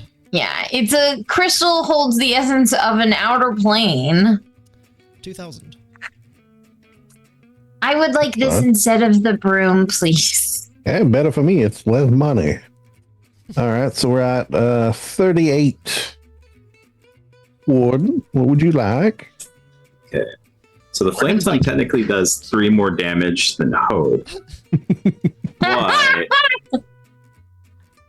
I'm not a power player, so I think I would rather give that up and get better armor. Yeah, you've got a bigger story with Hope, right? Because it's your brother's. Yes. Yeah, it's my brother's sword. Okay. Wow, I can't wait to attune to something else that I have to roll for. So yeah, I think I'm gonna sell the flame tongue and get 5,000 for that. Cool. So yeah. You want the armor you want? Just plate. Just standard plate? Yeah, actually. Do you have fancy plate? Yeah, what fancy plate do we got? How much is adamantine plate I saw? Oh yeah. So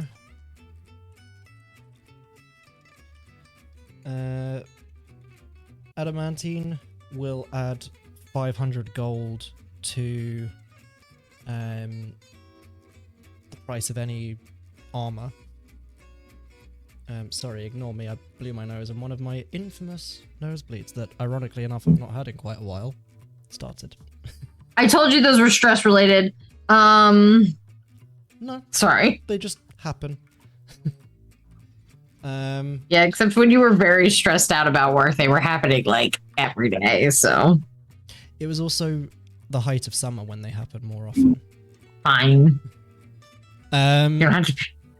So plus 500 would make it. I think normal plate is like $1,000. I think it's really? 1,500, yeah. Oh. So go back to we're cheap. We're cheap dates. Heavy armor plate, 1,500, yeah. So it'd be 2,000. Yeah. For adamantine. 2,000. Okay. 2,000. If you were wanting anything that was not necessarily adamantine, I do have some other materials that could be of interest to you that aren't necessarily Let's hear 'em. magic and aren't adamantine. So let's go from the start. What would be actually interesting to you? Let's hide. So not that. Bone armor gives you advantage on intimidation checks, replaces metal, and wouldn't have any extra cost. Chitin wouldn't have any extra cost and increases the dex bonus, but that's for medium armors. Reduces the strength requirement by 1 for heavy armors, which Warden probably doesn't need to worry about. Oh, I do get to pick Monster feather armor gives you advantage on animal handling checks, which is good fun. Monster scales will do scale mail armor. CR lower than 13 will give you resistance equal to a quarter of the dragon's CR to breath weapon attacks. 13 or higher can be dragon scale mail. But he doesn't have any of those. Adamantine armor, obviously. Aero crystal probably doesn't mean much to Warden because he doesn't want to change for dex. Aquastone he won't care about because we don't do much underwater fighting. Asmarok steel reduces the necrotic damage you take by 1d6, or can also be used to craft the armor of necrotic resistance. So you could have plate armor of necrotic resistance. Dark steel. When you fight Linger. Dark steel is the same but lightning. But when you fight Mira. Ignum is the same but fire. For when you fight Linger.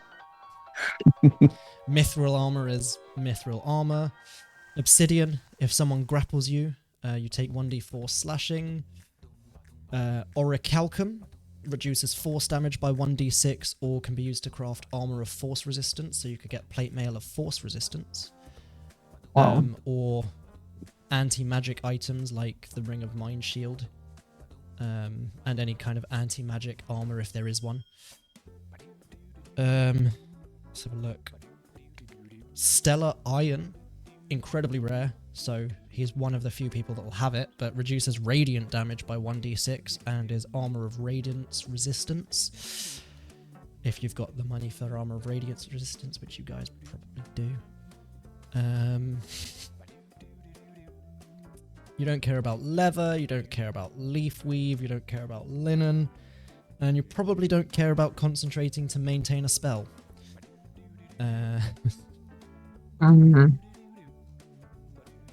Yeah. Mitch. Yeah. Do all of the shards cost the same? No, I don't think so.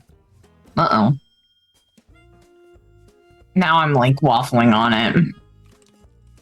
Oh, waffle. First thought, best thought. Spell shard. Feywild shard is 250, but the astral shard is 4,200. I don't want that one, so... Because the person who made the Discerning Merchant's price guide researched all the items and balanced money-wise. But yeah, Warden, all of those materials are available, or you can just get adamantine plate if you want to be a little bitch and cancel all my crits. No.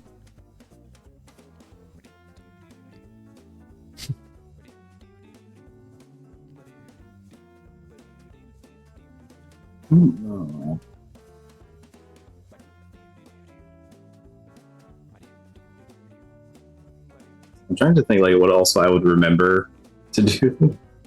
So I feel like I've grappled someone and I forgot to do the obsidian thing. Yeah. It's true.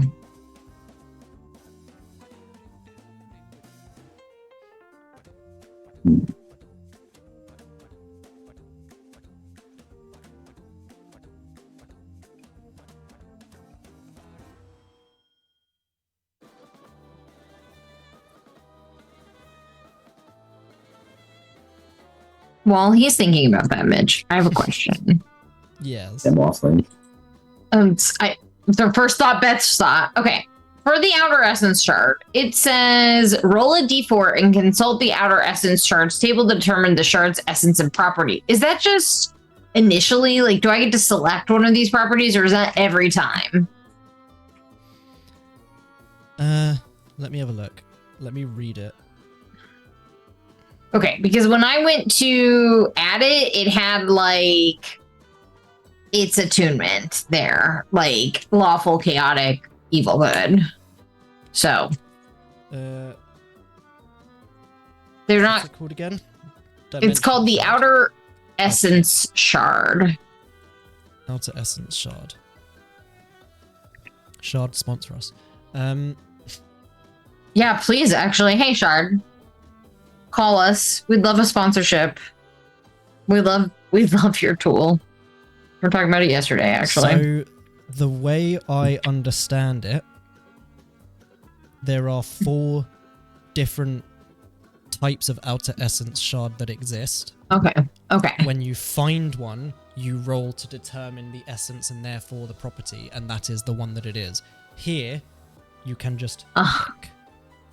Is that rule would have been done by the shop owner in this case? Basically, Yes. how to look And at it, also, right? he quite possibly has all 4. Yeah. So now I don't know what I want, because now I'm like, of course, lawful would be useful, but very situational. Great. Now I just stuck my fucking slime to my shirt.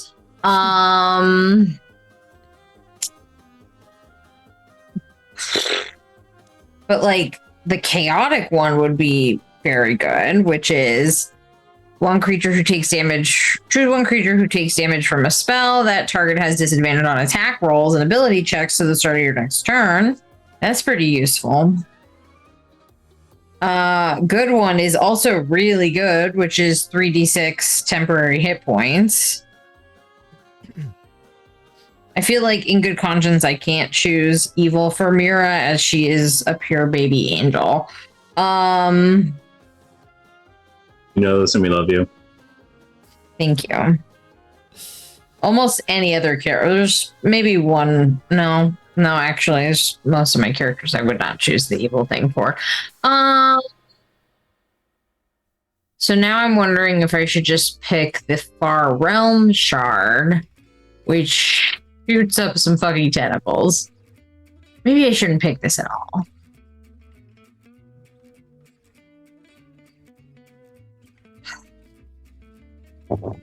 Maybe first thought is best thought, and I should just go with the Verma flying. But that's not like mechanically helpful. It's just funny. Yeah. I'm actually trying to be mechanically helpful.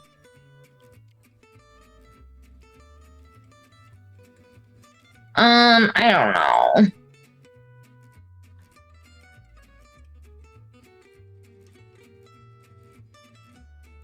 How much is the Far Realm Shard? $1 million. Makes sense. Also, Max wants to know about a Horn of Valhalla. Yeah. Max can't have that. Is 2,500. Sorry, Max, we asked. I don't know what I want. You can ask for a Horn of Valhalla if you want. If you've got the money for it. Max loves those. They're fantastic. They are fantastic. It's Sag. Got real buff and just snapped a loot over his leg. Oh my gosh. Now he's just curling. Do I want tentacles to rip through through reality? Do I want... I could do this water thing that if I get the water one, it can shoot out stuff and do cold damage. Or knock people prone. That's kind of cool. How much is the elemental essence shard of water? Bear with me, I'm just looking up what the docent is and why it's only attunable by a warforged. It's a small metal Oh. sphere studded with dragon shards.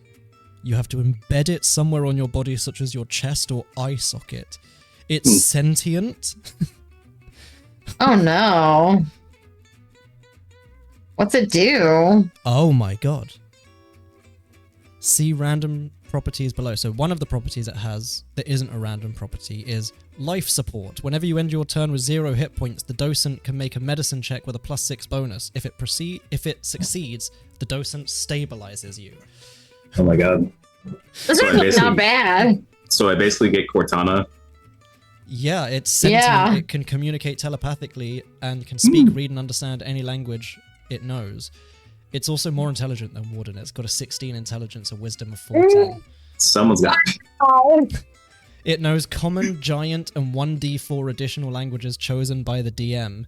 If it knows fewer than 6 languages, it can learn a new language after it hears or reads it through your senses. It has a +7 bonus to one of the following skills. Roll a d4, Arcana, History, Investigation, or Nature. I think you should give that to Badger. I think you should give that how to much? Warden. How much? How much? Why did I get curious and search this? I mean, it is amazing and hilarious. It's How much is it? 4,500 gold pieces. Get it! Get it! It's technically supposed to be like an Eberron only thing, but it's kind of cool. It's designed to advise and assist a warforged that it's attached to. One of the simple functions of a docent is to serve as a translator. The docent's properties are under its control, and if you have a bad relationship with your docent, it might refuse to assist you. That's oh my god, it could be funny. sassy. You gotta get one.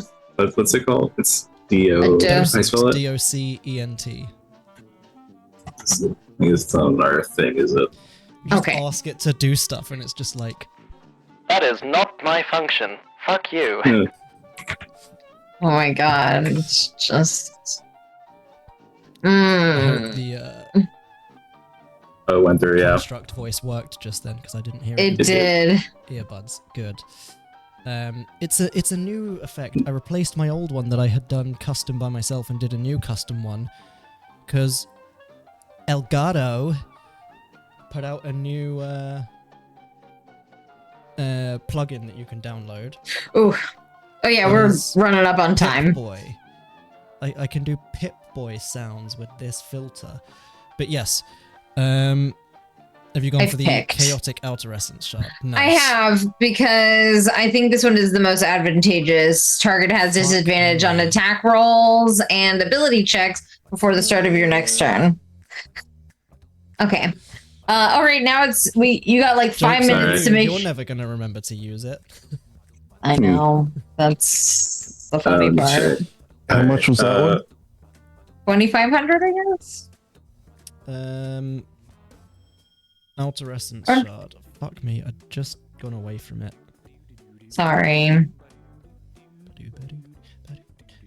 Are you buying is the he docent? selling? I think so. You gotta get What, it. instead of Sounds so the cool. Oh no, he's selling a $5,000 sword, so Yeah. That's true. he's Dark shard, spell shard, Feywild shard, astral shard, essence shard, elemental, far realm shard, outer essence shard. 2,000 gold. 2,000 for 2,000 Okay. gold. That's pretty great. So 38. And then you're kind of just doing a switch, sword for armor, right?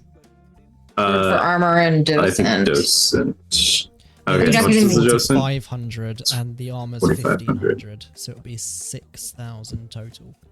So maybe we get Chester to cover a little bit if you want the armor too. Yeah. I'm willing to.